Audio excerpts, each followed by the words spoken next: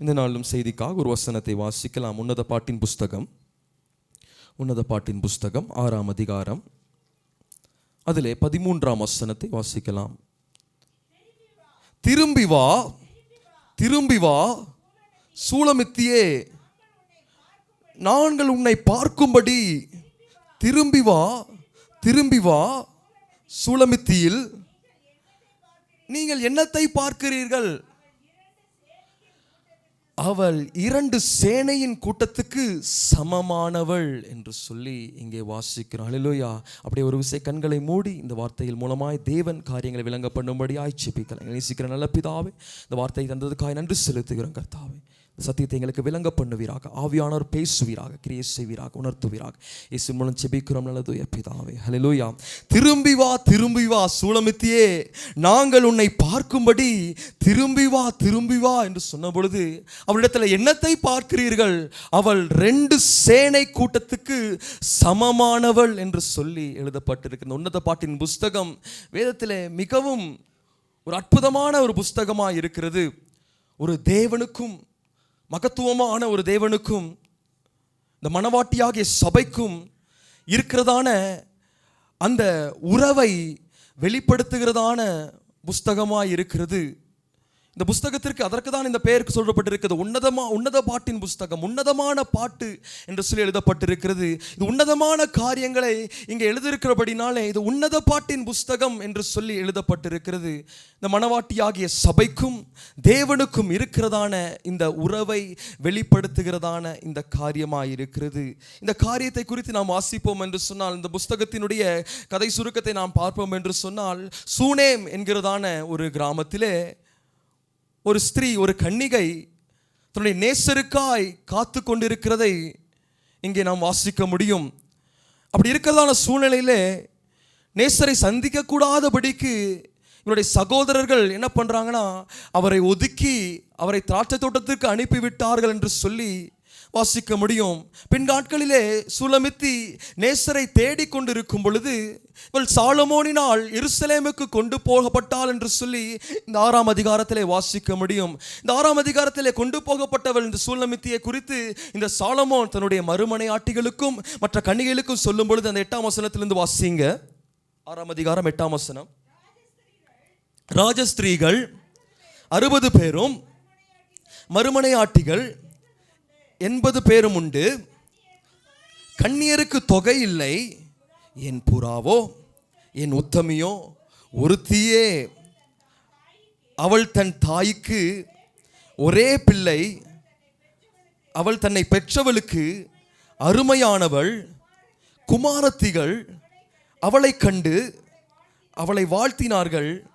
ராஜஸ்திரீகள் மறுமனையாட்டிகளும் அவளை போற்றினார்கள் என்று சொல்லி இவளை குறித்து சொல்லும் பொழுது, எனக்கு இவ்வளோ மறுமனை ஆட்டிகள் இருக்கிறாங்க, இவ்வளோ கன்னிகை இருக்கிறாங்க, ஆனால் என்னுடைய உத்தமியோ என்னுடைய புறாவோ ஒருத்தியே என்று சொல்லி அவள் அந்த மறுமனை ஆட்டிக்கு முன்பதாக சாலமோன் சொல்லுகிறதான காரியங்களை இங்கே வாசிக்க முடியும். மிகவும் புகழ்ந்து சொல்லுகிறார். இந்த சூனேம் ஊரில் இருக்கிறதான ஸ்திரீகளை குறித்து சொல்லும் பொழுது இந்த கிராமத்தை குறித்து நாம் வாசிப்போம் என்று சொன்னால், முதலாவது யோசுவா 19ஆம் அதிகாரம் 18ஆம் வசனத்தை கூட வாசிக்கலாம். யோசுவா 19ஆம் அதிகாரம் 18ஆம் வசனம். இசக்கார் புத்திரருக்கு அவர்கள் வம்சங்களின் படி கிடைத்த எல்லை எஸ்ரேல், எஸ்கலோத், சூனேம் என்று சொல்லி எழுதப்பட்டிருக்கிறது. இசக்கார் புத்திரருக்கு கிடைக்கப்பட்டதான இந்த ஒரு இடம்தான் சூனேம் என்று சொல்லி எழுதப்பட்டிருக்கிறது. இன்னும் மற்ற இடங்களிலே இந்த சூனேமில் இருக்கிறதான ஸ்திரீகளை குறித்து நாம் வாசிப்போம் என்று சொன்னால், 1 ராஜாக்களின் புஸ்தகம் 1ஆம் அதிகாரத்திலே 3ஆம் வசனத்தை கூட வாசிக்கலாம். 1 ராஜாக்களின் புஸ்தகம் 1ஆம் அதிகாரம் 3ஆம் வசனத்தை கூட வாசிங்க. இஸ்ரவேலின் எல்லையெல்லாம் அழகான ஒரு பெண்ணை தேடி சூனேம் ஊராளாகிய அபிஷாகை கண்டு அவளை ராஜாவினிடத்திற்கு கொண்டு வந்தார்கள். வாசிங்க. அந்த பெண் வெகு அழகாயிருந்தாள். அவள் ராஜாவுக்கு உதவியாயிருந்து அவனுக்கு பணிவிடை செய்தாள். ஆனாலும் ராஜா அவளை அறியவில்லை என்று சொல்லி போதும். இங்கே வாசிக்கும் பொழுது இந்த தாவீதுக்கு ஒரு பெண்ணை தேடும் பொழுது அவனுடைய கடைசி காலங்களில் அவனுக்கு உதவியாய் இருக்கும்படியாக ஒரு பெண்ணை தேடும் பொழுது இஸ்ரவேலின் எல்லைகள் எல்லாம் தேடுறாங்க. எல்லா இடங்களிலும் தேடியும் எங்கேயும் கண்டுபிடிக்க முடியாம கடைசியிலே சூனேமுக்கு வந்த பொழுதோ அங்கே ஒரு பெண்ணை கண்டாங்க. அந்த பெண் மிகவும் அழகா இருந்தாள். அது மாத்திரமல்ல, அவள் ராஜாவுக்கு அந்த முதிர் வயதிலே உதவியா இருந்தாள் என்று சொல்லியும் இந்த சூனேமின் பெண்ணை குறித்து எழுதப்பட்டிருக்கிறது. அது மாத்திரமல்ல, இன்னொரு பெண்ணை குறித்து எழுதப்பட்டிருக்கிறது. 2 ராஜாக்களின் புஸ்தகம் 4ஆம் அதிகாரம், 2 ராஜாக்களின் புஸ்தகம் 4ஆம் அதிகாரம், அதில் 8ஆம் வசனத்தை வாசிக்கலாம். பின்பு ஒரு நாள் எலிசா சூனேமுக்கு போயிருக்கும் போது அங்கே இருந்த கணம் பொருந்திய ஸ்திரீயை அவனை போஜனம் பண்ண வருந்தி கேட்டுக்கொண்டாள். அப்படியே அவன் பயணப்பட்டு வருகிற போதெல்லாம் போஜனம் பண்ணும்படி அங்கே வந்து தங்குவான். ஒரு ஸ்திரீ அவனை போஜனம் பண்ணும்படி வருந்தி கேட்டுக்கொண்டாள் என்று சொல்லி எழுதப்பட்டிருக்கிறது. ஒரு கணம் பொருந்தியதான ஸ்திரீ எங்கே என்று சொன்ன அந்த சூனேம் ஊரிலே. அது மாத்திரமல்ல, இவள் இந்த சூனேம் ஊரில் இருக்கிறதான பெண்களை குறித்து பொதுவாக வேதத்தில் எழுதியிருக்கும் பொழுது மிகவும் அழகானவர்கள் மாத்திரமல்ல, அவர்களுடைய குணாதிசயங்கள் என்னவா இருக்கிறது என்று சொன்னால் நன்மை செய்கிறதான ஒரு உதவி செய்கிறதான இரக்க குணமுள்ளதான ஒரு ஸ்திரீகளாய் காணப்படுகிறாள் என்று சொல்லி எழுதப்பட்டிருக்கிறது. ஆகையால் தான் தொடர்ந்து வாசிக்கும் பொழுது அவன் எலியா தங்கும்படியாக தன்னுடைய மேல் வீட்டிலே ஒரு அறையை கட்டி அங்கே நாட்காலி மேஜை எல்லாவற்றையும் போட்டு அவர் தங்கும்படியாக அங்கே ஒரு இடத்தை அவளுக்காய் ஸ்தாபித்தான் என்று சொல்லி இங்கே இந்த சூனேம் ஸ்திரீயை குறித்து எழுதப்பட்டிருக்கிறது. இந்த சூனேம் கிராமத்தில் இருக்கிறதான ஸ்திரீகளை குறித்து வேதத்திலே வாசிக்கும் பொழுதெல்லாம் இப்படி நன்மையான காரியங்களை எழுதியிருக்கும் பொழுது இந்த உன்னத பாட்டிலும் பாருங்க, அதிலும் மகத்துவமான காரியங்களை இங்கே சாலமோன் அவளை குறித்து சொல்லுகிறதான காரியங்களை பார்க்க முடியும். அது மாத்திரமல்ல, நேசரும் கூட அவரை பார்த்து சொல்லுகிறதான காரியம்தான், என் புறாவே, என் உத்தமையேன்னு சொல்லிட்டு நேசரும் கூட அவளை புகழ்ந்து சொல்லுகிறதான காரியங்களை வாசிக்க முடியும். பின்பதாக 7ஆம் அதிகாரத்தில் நாம் தொடர்ந்து வாசிப்போம் என்று சொன்னால் அவளை வர்ணிக்கிறதான காரியங்களையும் அங்கே வாசிக்க முடியும். இப்படி இருக்கிறதான சூழ்நிலையில் இந்த கன்னியர்களுக்கெல்லாம் இது யாரை குறித்து இப்படி சொல்லப்பட்டிருக்கிறது, எப்படிப்பட்டதான குணாதிசயம் உள்ளவளாய் இருக்கிறாள், ஏன் இவளை பற்றி இவ்வளவாய் புகழுகிறாங்க, ஏன் இவள் புகழ்ச்சியுடவராய் இருக்கிறாள், ஏன் இவள் ஒருவர் மாத்திரம் இவ்வளவு மறுமனையாட்டிகள் இருக்கிறாங்க, இவ்வளவு ஸ்திரீகள் இருக்கிறாங்க, ஏன் இவள் மாத்திரம் விசேஷித்தவளாய் இருக்கிறாள் என்று சொல்லி பார்க்கும்படியாக இப்பொழுது சூலமித்தியாளை அழைக்கிறாங்க. ஹல்லேலூயா. திரும்பி வா சூலமித்தியாளே, நாங்கள் உங்களை பார்க்கும்படியாக என்று சொல்லி. ஹல்லேலூயா. இந்த உன்னத பாட்டின் புஸ்தகம் ஒரு சூலமித்தியாள் என்கிறதான ஒரு கதாபாத்திரம் இருக்கிறது, நேசர் என்கிறதான கதாபாத்திரம் இருக்கிறது, சாலமோனுடைய கதாபாத்திரம் இருக்கிறது, அப்படி பின்பதாக அவருடைய சகோதரர்களும் தாதிமார்களும் இருக்கிறதான கதாபாத்திரங்கள் இருக்கிறது. ஆனால் இது ஆவிக்குரிய ரீதியிலே எழுதப்பட்டதான காரியமாக இருக்கிறது. உலக பிரகாரமாக நாம் வாசிப்போம் என்று சொன்னால் இந்த புஸ்தகத்தில் இருக்கிறதான காரியங்களை சில நேரங்களில் நாம் தவறாக புரிந்து கொள்ள முடியும். ஆனால் இது ஒரு நேசருக்கும் மணவாட்டிக்கும் இருக்கிறதான, நேசருக்கும் அவருக்காய் காத்து கொண்டிருக்கிறதான கன்னிகைக்கும் இருக்கிறதான ஒரு மகத்துவமான ஒரு உறவை காண்பிக்கிறதா இருக்கிறது.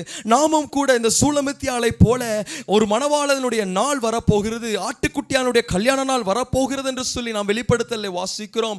அந்த கல்யாண நாளுக்காக இன்றைக்கு சபை, மணவாட்டியாகிய சபை அவருக்காய் காத்திருக்கிறதான, அவருக்காய் ஏங்குகிறதான சபையாய் இருக்கிறது என்று சொல்லி இந்த சபையை இந்த சூலமித்தியோடு கூட ஒப்பிட்டு சொல்லுகிற காரியங்களை இந்த உன்னத பாட்டின் புஸ்தகத்திலே வாசிக்க முடியும். ஒருவேளை மற்ற கண்களுக்கு முன்பதாக ஒரு சூலமித்தி இருக்கிறாள், ஒரு மணவாட்டி இருக்கிறாள், தேவனுக்காய் காத்து கொண்டிருக்கிறாள், தன்னுடைய நேசருக்காய் காத்து கொண்டிருக்கிறாள், அவளை குறித்து சொல்லும் பொழுது மிகவும் அழகுள்ளவளாய் இருக்கிறாள், எல்லா குணங்களிலும் நிறைந்தவளாய் இருக்கிறாள் என்று சொல்லி வெளிப்பிரகாரமாக ஜனங்கள் பார்க்கிறதான காரியங்களை இங்கே வாசிக்கிறோம். இவள் பார்க்கும் பொழுது இவளை குறித்து இப்படிலாம் புகழ்ந்து சொல்றாங்களே, இந்த சபையை குறித்து இப்படிலாம் பேசுறாங்களே, இந்த விசுவாசியை குறித்து இப்படிலாம் சொல்றாங்களே, ரட்சிக்கப்பட்டதான இந்த மகனை குறித்து இப்படிலாம் சொல்றாங்களே, அவர்கள் யார் என்று பார்க்க வேண்டும் என்று சொல்லி சில நேரங்களில் வெளிப்பிரகாரமாக பார்க்கிறதான ஒரு ஜனக்கூட்டத்தார் இருக்கிறாங்க. வெளிப்பிரகாரமாக சில நேரங்களில் மற்ற ஜனங்களுக்கு முன்பதாக நம்மை பார்க்கும் பொழுது நல்ல ஆவிக்குரிய சபைக்கு போகிறதான பிள்ளைகள், தேவனை அறிந்ததான பிள்ளைகள், பெந்தேகோஸ்தே சபை விசுவாசிகள், மிகவும் வைராக்கியமாக தேவனுக்காய் வாழ்கிறதான ஜனங்கள்,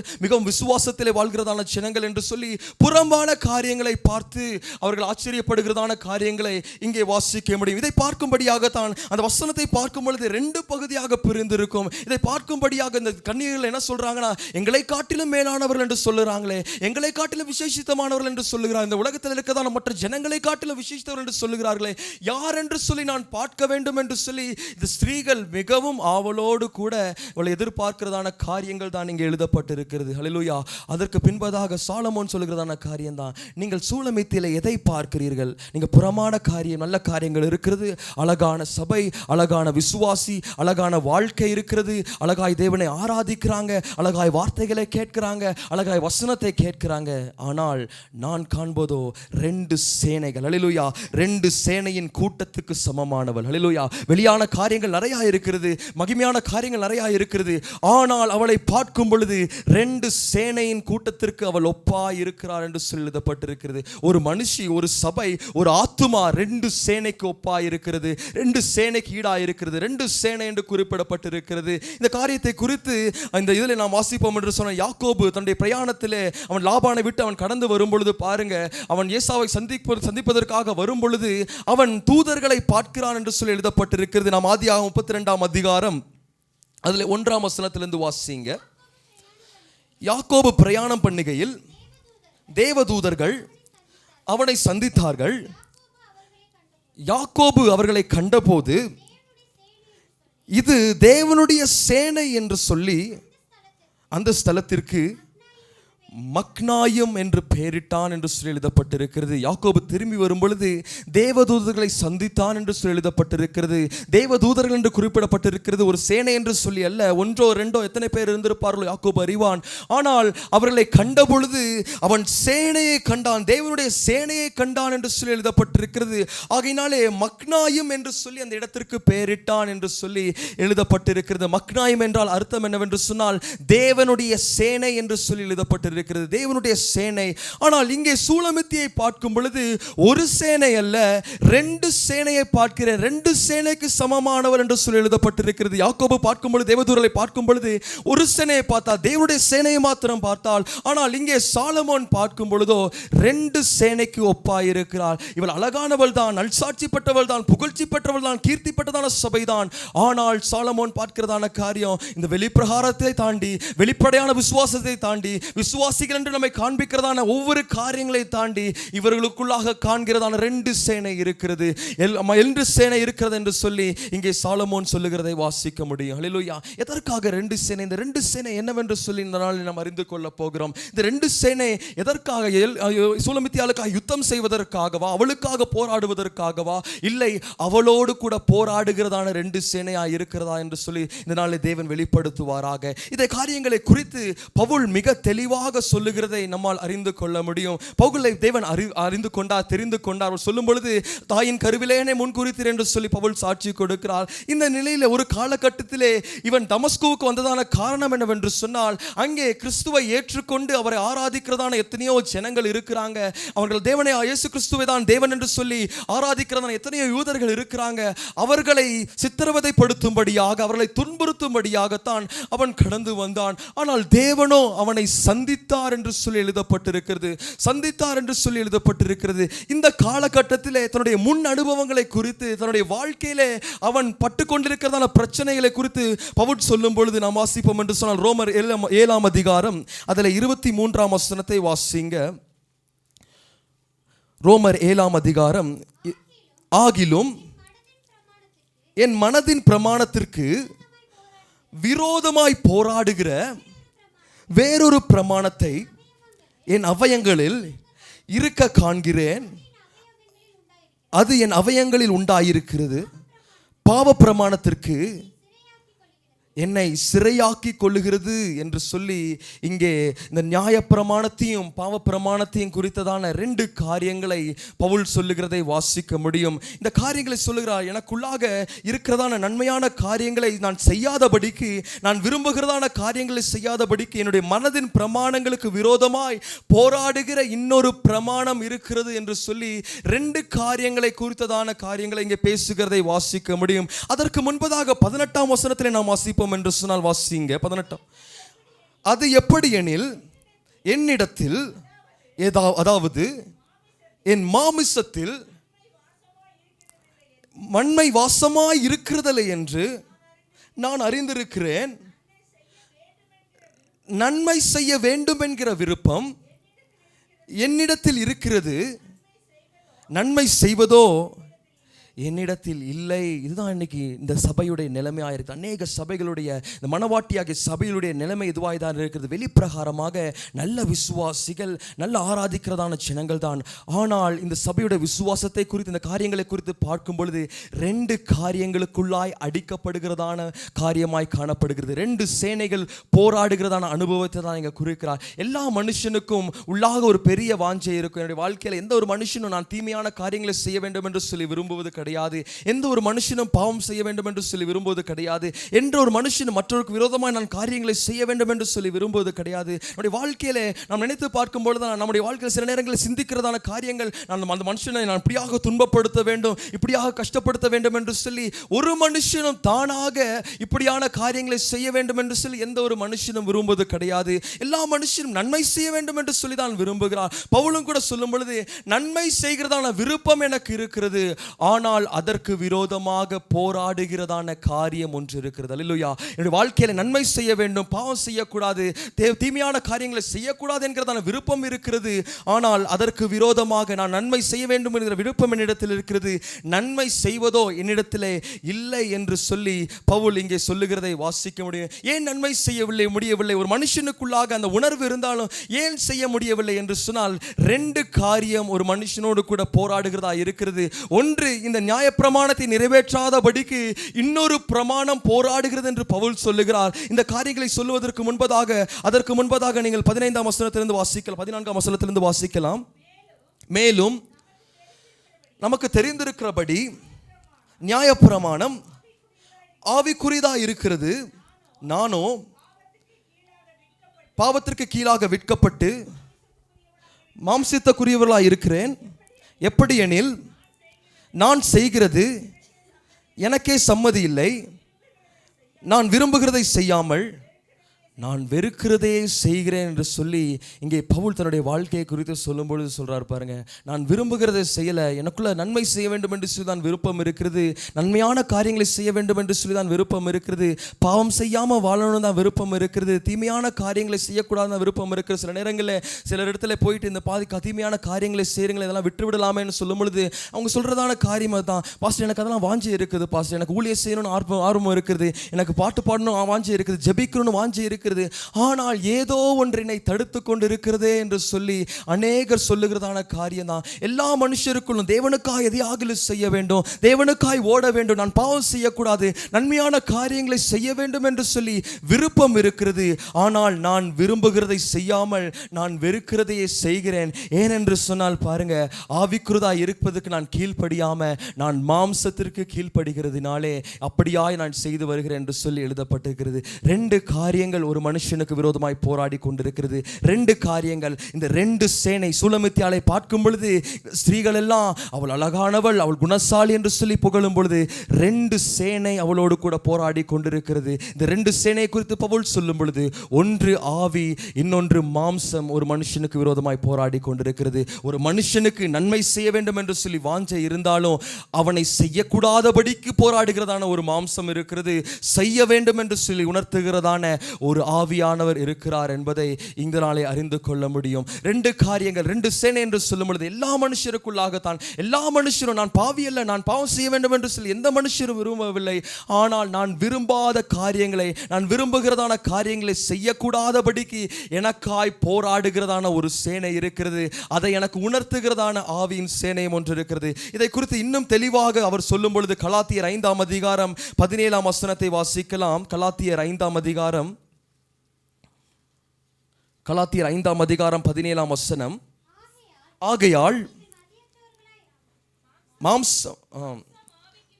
மாம்சம் ஆவிக்கு விரோதமாகவும் ஆவி மாம்சத்துக்கு விரோதமாகவும் இச்சிக்கிறது.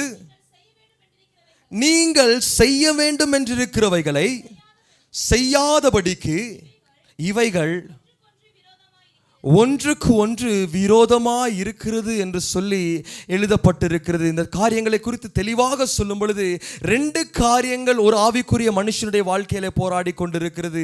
2 காரியங்கள் சபைக்கு முன்னாக போராடி கொண்டிருக்கிறது. அலங்காரமான சபை, ஆவிக்குரியதான சபை, பெயர் பெற்றதான சபை, பெந்தேகோஸ்தே சபைதான்.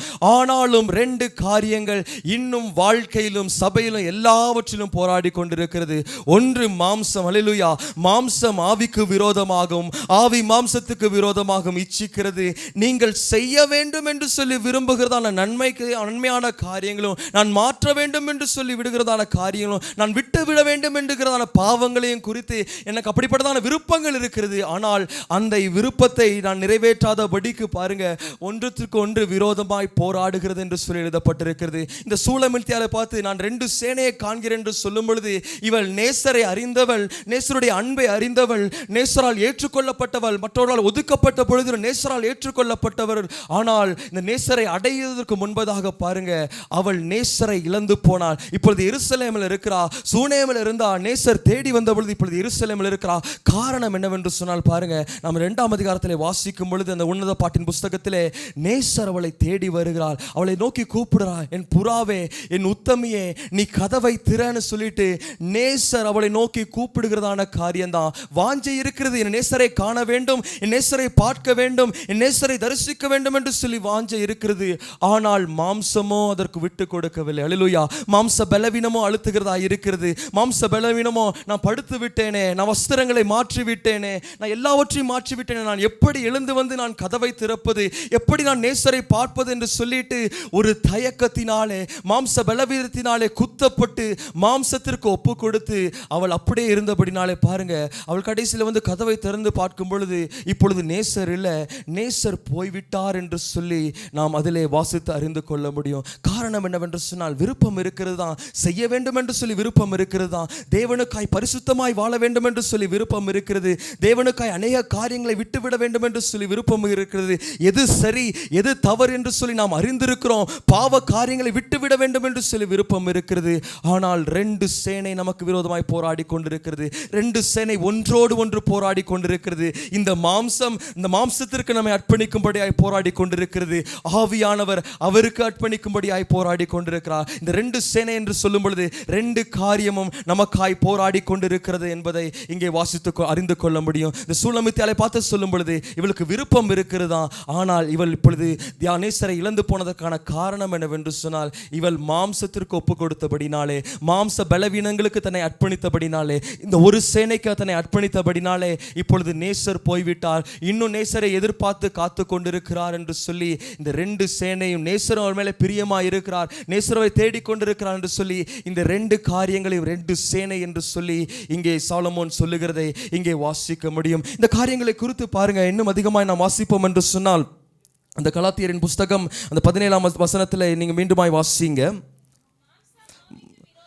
மாம்சம் ஆவிக்கு விரோதமாகவும் ஆவி மாம்சத்துக்கு விரோதமாகவும் இச்சிக்கிறது. நீங்கள் செய்ய வேண்டும் என்றிருக்கிறவைகளை செய்யாதபடிக்கு இவைகள் ஒன்றுக்கொன்று விரோதமாய் இருக்கிறது என்று சொல்லி இங்கே இந்த 2 காரியங்களை குறித்து சொல்லும் பொழுது அதுக்கு முன்பாக 16ஆம் வசனத்தை கூட வாசிங்க.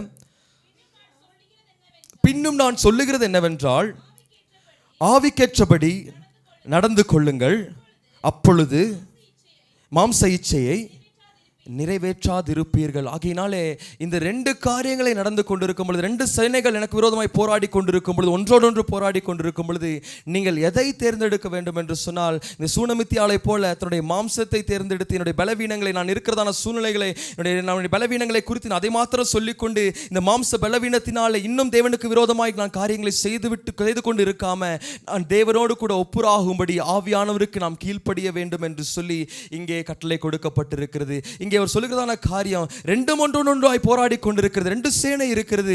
ஆனால் நாம் இதில் ஜெயமுள்ளவர்களாய் இருக்க வேண்டும் என்று சொன்னால், இந்த வாழ்க்கையில நாம் நேசரை மீண்டுமாய் சந்திக்க வேண்டும் என்று சொன்னால், இந்த மாம்சத்தின் வழியாக இந்த மாம்ச பலவீனங்களுக்கு நாம் ஒப்பு கொடுத்தால் ஒருபொழுது நாம் நேசரை சந்திக்க முடியாது. ஆவியானவருக்கு ஒப்பு கொடுக்கும் பொழுது நேசரை சந்திக்க முடியும். ஆகினாலே 2 சேனை இருக்கிறது.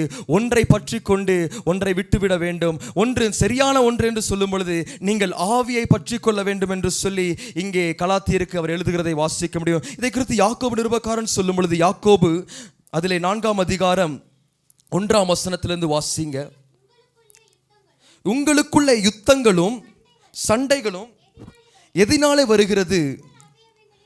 உங்கள் அவயங்களில் போர் செய்கிற இச்சைகளினால் அல்லவோ என்று சொல்லி இங்கே எழுதப்பட்டிருக்கிறது. உங்களுக்குள்ள யுத்தங்களும் சண்டைகளும் என்று சொல்லும் பொழுது மற்ற ஜனங்களோடு கூட அல்ல, மற்ற நம்மோடு கூட இருக்கிறதான மனிதர்களோடு கூட அல்ல, உங்களுக்குள்ளே என்று சொல்லும் பொழுது உங்களுக்குள்ளாக இருக்கிறதான இந்த ஆவிக்கும் மாம்சத்திற்கும் நடக்கிறதான யுத்தத்தை காண்பிக்கிறதை இங்கே எழுதியிருக்கிறார். உங்கள் அவயங்களில் போர் செய்கிற இச்சைகளினால் அல்லவோ என்று சொல்லி, இந்த இச்சையானது, மாம்ச இச்சையானது ஆவிக்கு விரோதமாக, ஆவியானவர் நம்மை நடத்தாதபடிக்கு, ஆவியின் கிரியைகள் நமக்குள்ளாய் காணாதபடிக்கு, ஆவியானவருக்கு ஏற்றதான காரியங்களை செய்யாதபடிக்கு அதற்கு விரோதமாக போர் செய்கிறது என்று சொல்லி இங்கே யாக்கோபு நிருபக்காரன் சொல்லுகிறதை வாசிக்க முடியும். இந்த ஆவியானவர் வரும் பொழுது என்னை நன்மையான பாதையில் நடத்துகிறார், அவருடைய சித்தத்தின் பிரகாரமாக நடத்துகிறார். ஆனால் எனக்குள்ளாக நடக்கிறதான யுத்தம் என்ன செய்கிறது என்று சொன்னால், இந்த மாம்சம் என்னை அதற்கு நேராக அதிலே ஒப்பு கொடுக்காதபடிக்கு என்னை மாம்சத்திலே விழ பண்ணுகிறதா இருக்கிறது. ஆகையால் தான் அந்த 4ஆம் அதிகாரம் தொடர்ந்து வாசிங்க.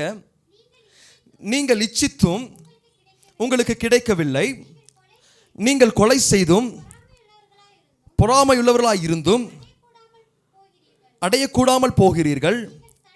நீங்கள் சண்டையும் யுத்தம் பண்ணியும் நீங்கள் விண்ணப்பம் பண்ணாமல் இருக்கிறதினாலே உங்களுக்கு சித்திக்கிறதில்லை. நீங்கள் விண்ணப்பம் பண்ணியும் உங்கள் இச்சைகளை நிறைவேற்றும்படி செலவழிக்க வேண்டும் என்று தகாத விதமாய் விண்ணப்பம் பண்ணுகிறபடியால் பெற்றுக்கொள்ளாமல் இருக்கிறீர்கள் என்று சொல்லி இங்கே யாக்கோபு சொல்லுகிறதை வாசிக்க முடியும். விருப்பம் இருக்கிறதா எல்லா மனுஷனுக்கும், நான் நல்லவனாக வாழ வேண்டும், பரிசுத்தவானாய் வாழ வேண்டும் என்று சொல்லி தேவனால் அழைக்கப்பட்டதான எல்லாருக்கும் விருப்பம் இருக்கிறது தான்.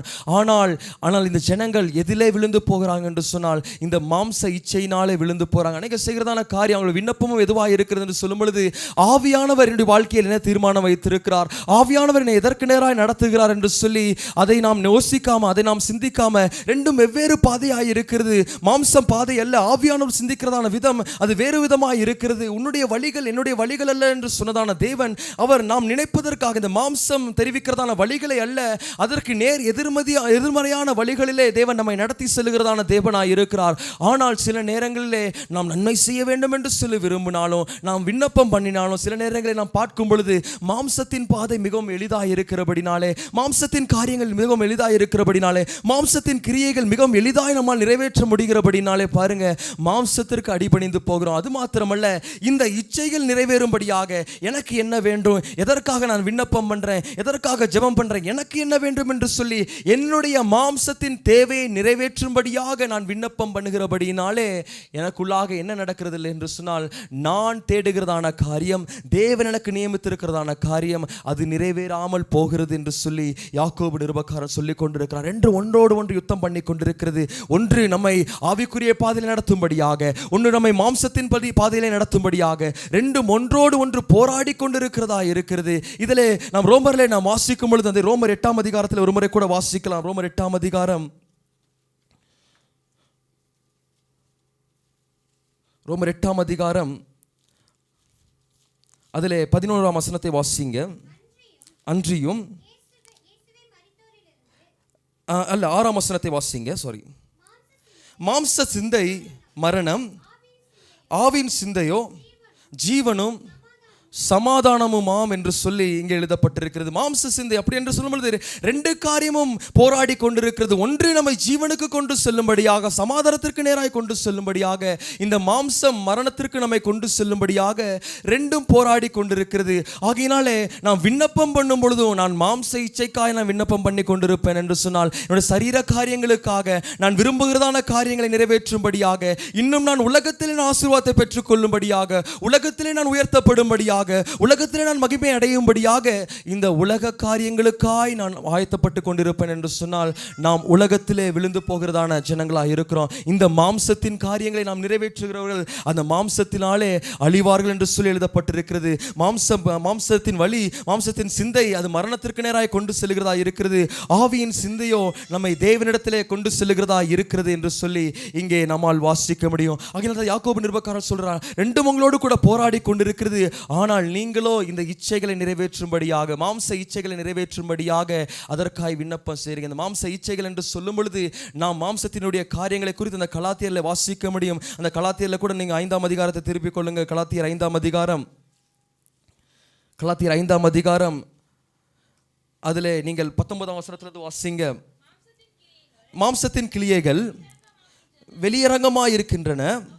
அவை ஆவன: விபச்சாரம், வேசித்தனம், அசுத்தம், காம விபாகரம், விக்கிரகாராதனை, பில்லி சூனியம், பகைகள், விரோதங்கள், வைராக்கியங்கள், கோபங்கள், சண்டைகள், பிரிவினைகள், மார்க்கபேதங்கள், பொறாமைகள், கொலைகள், வெறிகள், களியாட்டுகள் முதலானவைகளே.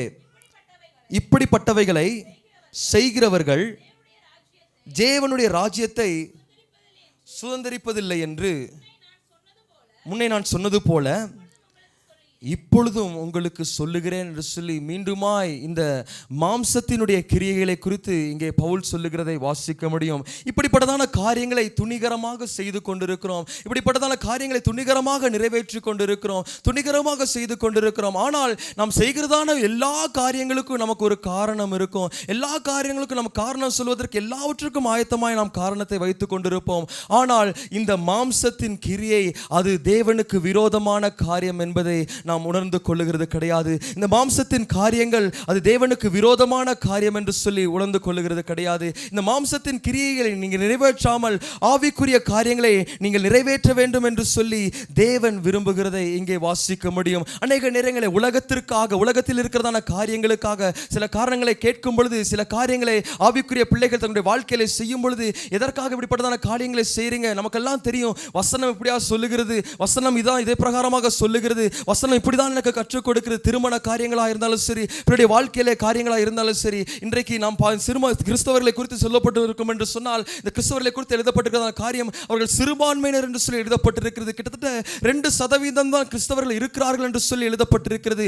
ஆனால் சபைக்கு போகிறதான, தேவனை அறிந்ததான எத்தனையோ கோடி ஜனங்கள் இந்தியாவில் இருக்கிறார்கள் என்று சொல்லியும் ஒரு அரசாங்கம் வெள்ளை அறிக்கை இடுகிறதா இருக்கிறது. ஆனால் இந்த காரியங்கள் வெளியரங்கமாக்கப்படாததற்கான காரணம் என்னவென்று சொன்னால் பாருங்க, இழிவான ஆதாயத்துக்காகவும், உலகத்திலே எனக்கு வாழ்க்கையில நான் கிறிஸ்தவன் என்று சொன்னால் நான் என்ன, எனக்கு கிடைக்கிறதான சலுகைகளை நான் இழந்து போவேன் என்று சொல்லி இன்றைக்கு அநேகர் தேவனை மறுதலிக்கிறதான காரியங்களை நாம் உலகத்திலே பார்த்து கொண்டிருக்கிறோம். இன்னைக்கு சரியாக எல்லாரும் தங்களை இந்த கெசட்ல போய் மாற்றுவார்கள் என்று சொல்லும் பொழுது இது சிறுபான்மையான சமூகமாக இருக்காது. நிச்சயமாக எத்தனையோ கோடி ஜனங்கள் கிறிஸ்தவர்கள் இந்திய தேசத்தில் இருப்பார்கள் என்று சொல்லி இந்த புள்ளி விரோகம் சொல்லுகிறது. ஆனால் ஜனங்களோ பாருங்க, மாம்சத்திற்கும் உலக காரியங்களுக்கும், உலகத்தில் இருக்கிறதான இச்சைகளை நிறைவேற்றும்படியாக, மாம்ச இச்சைகளை நிறைவேற்றும்படியாக, இழிவான ஆதாயத்திற்காக தேவனை மறுதலிக்கிறாங்க.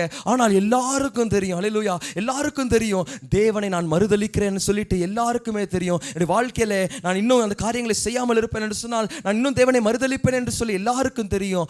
ஆனால் செய்ய முடியவில்லை, மாற்ற முடியவில்லை. ஏனென்று சொன்னால் எனக்கு உலகத்தில் செல்வம் கிடைக்காது, உலகத்தில் சலுகை கிடைக்காது, எனக்கு ஹிஸ்டரி பட்டியலில் இருக்கிறேன், தாழ்த்தப்பட்ட பட்டியலில் இருக்கிறேன், என்ன பட்டியல் மாறி போயிருமே, எனக்கு ரேஷன் கடையில் பொருளாதாரம் கிடைக்காதுன்னு சொல்லிட்டு இன்னும் தேவனை மறுதலிக்கிறதான எத்தனையோ ஜனங்கள் இருக்கிறாங்க. அல்லேலூயா, எத்தனையோ ஜனங்கள் இருக்கிறாங்க. இதுதான் மாம்சத்திற்கு ஒப்பு கொடுப்பதா இருக்கிறது. இந்த மாம்சம் தன்னுடைய இச்சைகளை எல்லாம் காட்டி நம்மை வஞ்சிக்கிறதா இருக்கிறது, கவர்ச்சியான காரியங்களை எல்லாம் காட்டி வஞ்சிக்கிறதா இருக்கிறது. ஜனங்களுக்கும் தேவனை அறிந்தாலும், தேவனுக்காய் வாழ வேண்டும் என்று சொல்லி விருப்பம் இருந்தாலும் என்ன பண்றது பாஸ்டர், இதனால தான் எங்க வீட்டில் கஞ்சி காய்ச்சிட்டு இருக்கிறோம், இதுல தான் எங்களுக்கு காசு வருதுன்னு சொல்லி சொல்லிட்டு, இதில் தான் எங்களுக்கு ஒரு வருமானம் வருது, இதில் தான் எங்களுக்கு பென்ஷன் வருதுன்னு சொல்லிட்டு தேவனை மறுதலிக்கிறதான எத்தனையோ ஆத்துமாக்கள் இந்த உலகத்தில் இருக்கிறாங்க. மாம்சத்திற்கு ஒப்பு கொடுக்கிறதான எத்தனையோ ஜனங்கள் இந்த உலகத்தில் இருக்கிறாங்க. அநேக நேரங்களில் சில பாவங்களை குறித்து கேட்கும் பொழுது, ஏன் இந்த பாவம்னு சொல்லும் பொழுது, என்னுடைய பலவீனத்தில் விடமில்லை, ஏன் குடிக்கிறாங்கன்னு சொல்லலாம், இது எனக்கு பழக்கமாயிருச்சு, என்னுடைய பலவீனமாக இருக்குது, ஏன் ஜெபிக்கிறது இல்லைன்னா இதுவரைக்கும் நான் ஜெபித்ததே கிடையாது, இனி நான் பழக விரும்பலைன்னு சொல்லிட்டு இன்னும் ஜெபிக்காம வாயை திறக்காம இருக்கிறதுனா எத்தனையோ ஜனங்கள் இருக்கிறாங்க. ஏன் ஜெபிக்கல? இத்தனை வருஷமா சத்தியத்தை கேட்கிறோம், ஜெபிக்க வேண்டும் என்கிறதான காரியத்தை அறிந்திருக்கிறோம், ஜெபத்துக்கு வர வேண்டும் என்கிறதான காரியத்தை அறிந்திருக்கிறோம், அதுதான் நன்மை என்று சொல்லி நமக்கு தெரியும். ஆனால் வாயை திறக்கிறதற்கு மாம்சம் நம்மை கட்டி கொண்டிருக்கிறது, நமக்கு விரோதமாய் போராடி கொண்டிருக்கிறது. மாம்சத்தின் கிரியைகளை நாம் மேற்கொள்ள வேண்டும். அல்லேலூயா. மாம்சம் நமக்கு விரோதமாய் போராடி கொண்டிருக்கிறது. உலகத்திலே பாவமான காரியங்கள், நாம் செய்கிறதான காரியங்கள், நாம் காண்பிக்கிறதான விரோதங்கள் எல்லாம் தேவனுக்கு விரோதமாய் இருக்கிறது. தேவன் விரும்பாதது. தேவன் அன்பு செலுத்த சொன்னார், தேவன் மன்னிக்க சொன்னார், தேவன் மன்னிப்பை கற்றுக் கொடுத்தார் என்று சொல்லி நமக்கு நன்றாகவே தெரியும். ஆனால் மன்னிப்பதற்கோ நம்முடைய இருதயங்களில் இடம் கிடையாது, மன்னிப்பதற்கோ நமக்கு வாஞ்சை கிடையாது. ஏனென்று சொன்னால் உலகத்தில் இருக்கிறதான இச்சைகளுக்கு நம்மை அர்ப்பணித்தபடினாலே, உலக காரியங்களுக்கு இச்சைகளை அர்ப்பணித்தபடினாலே, உலகம் நம்மை மேற்கொண்டபடினாலே மன்னிக்க வேண்டும் என்று சொல்லி எனக்கு தெரிந்தாலும், அதை நான் அறிந்திருந்தாலும், அதை ஏற்றுக்கொண்டிருந்தாலும் இன்னும் மன்னிக்க முடியாத சூழ்நிலைக்குள்ளாக இருப்பதற்கான காரணம் என்னவென்று சொன்னால், நான் உலகத்திற்குள்ளே விழுந்து போனபடினாலே, உலகத்திற்கு இன்னும் அடிமையாக இருக்கபடினாலே. ரெண்டு சேனையருக்கு விரோதமாய் போராடி கொண்டிருக்கிறது, ரெண்டும் ஒன்றோடு ஒன்று போராடி கொண்டிருக்கிறது, ஒன்றோடு ஒன்று போராடி கொண்டிருக்கிறது. மாம்சத்திற்கு விரோதமாக ஆவியும், உலகத்திற்கு விரோதமாக தேவனும், தேவனுக்கு விரோதமாக உலகமும், ஆவிக்கு விரோதமாக மாம்சமும் ரெண்டும் ஒன்றோடு ஒன்றாய் போராடி கொண்டிருக்கிறது. வெளிப்பிரகாரம் பார்க்கும் பொழுது நல்ல கிறிஸ்தவர்கள் தான், பெந்தேகோஸ்தே விசுவாசிகள் தான், தேவனை அறிந்ததான விசுவாசிகள் தான். ஆனால் உள்ளே ஒவ்வொரு மனுஷனும் இப்படிப்பட்டதான ரெண்டு போராட்டங்களுக்குள்ளாக அலக்களிக்கப்படுவதை தேவன் மாத்திரமே அறிந்திருக்கிறார். நம்ம எல்லாரும் ஆவிக்குள்ளாக உணர முடியும். நம்முடைய வாழ்க்கையில சில நேரங்களில் சில காரியங்களை விட்டுவிட வேண்டும் என்று சொல்லி தேவன் உணர்த்தினாலும், என்னுடைய மாம்சம் இன்னும் அதிகமாக என்னை பலவந்தம் செய்வதனாலே அநேக காரியங்களை தேவனுக்காய் விட முடியவில்லை, அநேக காரியங்களை தேவனுக்காய் வைராக்கியலால் நிறுத்த முடியவில்லை. ஆகையினாலே எச்சரிக்கையாக இருக்க வேண்டும். இந்த உலகத்திற்கும் தேவனுக்கும் பிரியமாய் இருப்பது கூடாத காரியமாய் இருக்கிறது. அதான் இயேசு கிறிஸ்து சொல்லும் பொழுது நாம் வாசிப்போம். மத்தேயு 6:24 வாசிங்க. மத்தேயு 6:24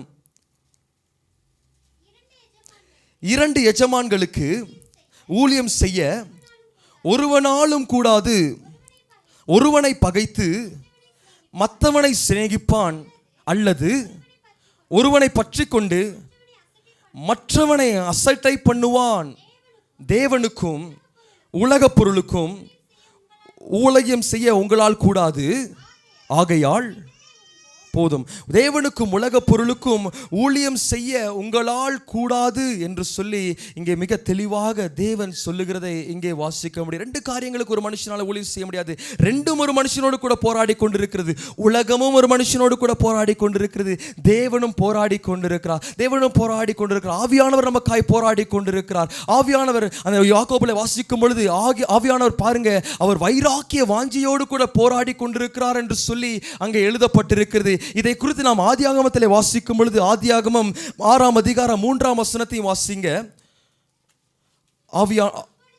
அப்பொழுது கர்த்தர், என் ஆவி என்றென்றைக்கு மனுஷரோட போராடுவதில்லை, அவன் மாம்சம் தானே, அவன் இருக்க போகிற நாட்கள் எல்லாம் 120 வருஷம் என்று சொன்னார். இங்கே தேவன் சொல்லுகிறதான காரியம், என்னுடைய ஆவி என்றென்றைக்குமாக மனுஷனோடு கூட போராடுகிறது கிடையாது. இங்கே பார்க்கும் பொழுது ஜனங்கள் எல்லாரும் தங்கள் இச்சைகளின்படி வாழ்ந்து கொண்டிருந்தாங்க. அதுக்கு முன்பதாக வசனத்தில் வாசிக்கும் பொழுது தேவகுமாரன் கூட இந்த உலகத்தில் இருக்கிறதான ஸ்திரீகளை பார்த்து அவர்களை இச்சித்தார்கள் என்று சொல்லி எழுதப்பட்டிருக்கிறது. ஆகையினாலே தேவன் பார்க்கிற அந்த ஜனங்களை நான் நித்தியமாக இருக்கும்படியாக நான் இவர்களை படைத்தேன். ஆதாமை குறித்து பார்க்கும் பொழுது 1000 வருஷங்கள் அவன் வாழ்ந்தான் என்று சொல்லி எழுதப்பட்டிருக்கிறது. இத்தனை ஆண்டுகளும் என் ஆவி இவனோடு கூட போராட வேண்டுமா? இவன் மாம்ச இச்சைகளுக்கு விரோதமாக, இவன் மாம்சத்துக்கு விரோதமாக இவன் ஆவி போராட வேண்டுமான்னு சொல்லிட்டு இவனுடைய ஆயுஷ் நாட்கள் 120 தேவன் குறைத்து விடுகிறதை இங்கே வாசிக்க முடியும். பாருங்க, ஒரு மனுஷனுடைய வாழ்க்கையில அநேக காரியங்கள் இருக்கிறது. தேவன் ஏற்ற காலங்களில் ஒரு மனுஷனை ஜென்மிக்க பண்ணுகிறதான தேவனாய் இருக்கிறார், அவருடைய சித்தத்தின்படியாக எடுத்துக்கொள்கிறதான தேவனாய் இருக்கிறார். ஆனாலும் ஒரு காரியத்தை நாம் இந்த வேதத்தின் மூலமாக உணர்ந்து கொள்ள வேண்டும். பாருங்க, என்றைக்கு ஒரு மனுஷன் ஆவியானவர் போராடி கொண்டிருக்கிறார், நமக்காக யுத்தம் பண்ணி கொண்டிருக்கிறார், கொண்டிருக்கிறார். இந்த ஆவிக்கு செவி சாய்க்காம என்றைக்கு ஒரு மனுஷன் மாம்ச இச்சைக்கு விழுந்து கொண்டே இருக்கிறானோ, இவர் வைராக்கிய வாஞ்சையோடு கூட போராடி கொண்டிருக்கிறார். இவரோடு கூட என்றைக்குமா போராட முடியாது. ஒரு 120 வருஷம் இவர் இருந்தா அது வரைக்கும் நான் போராடுறேன்னு சொல்லிட்டு அந்த 120 வருஷம் அந்த போராட்டத்தை தேவன் அனுமதிக்கிறார். அதற்கு பின்பதாக வரும் நாட்கள்ல இன்னும் இந்த 120 வருஷமும் இன்னும் அதிகமா இருக்குன்னு சொல்லிட்டு 80 வருஷம் தான். இன்னைக்கு 80 வருஷம் கூட யாரும் இருக்கிறது கிடையாது. ஆகையினாலே இந்த 80 வருஷமும் ஆண்டவர் வைராக்கியத்தோடு கூட போராடி கொண்டிருக்கிறார். ஒரு காரியத்தை நாம் உணர்ந்து கொள்ள வேண்டும். நம்முடைய வாழ்க்கையிலே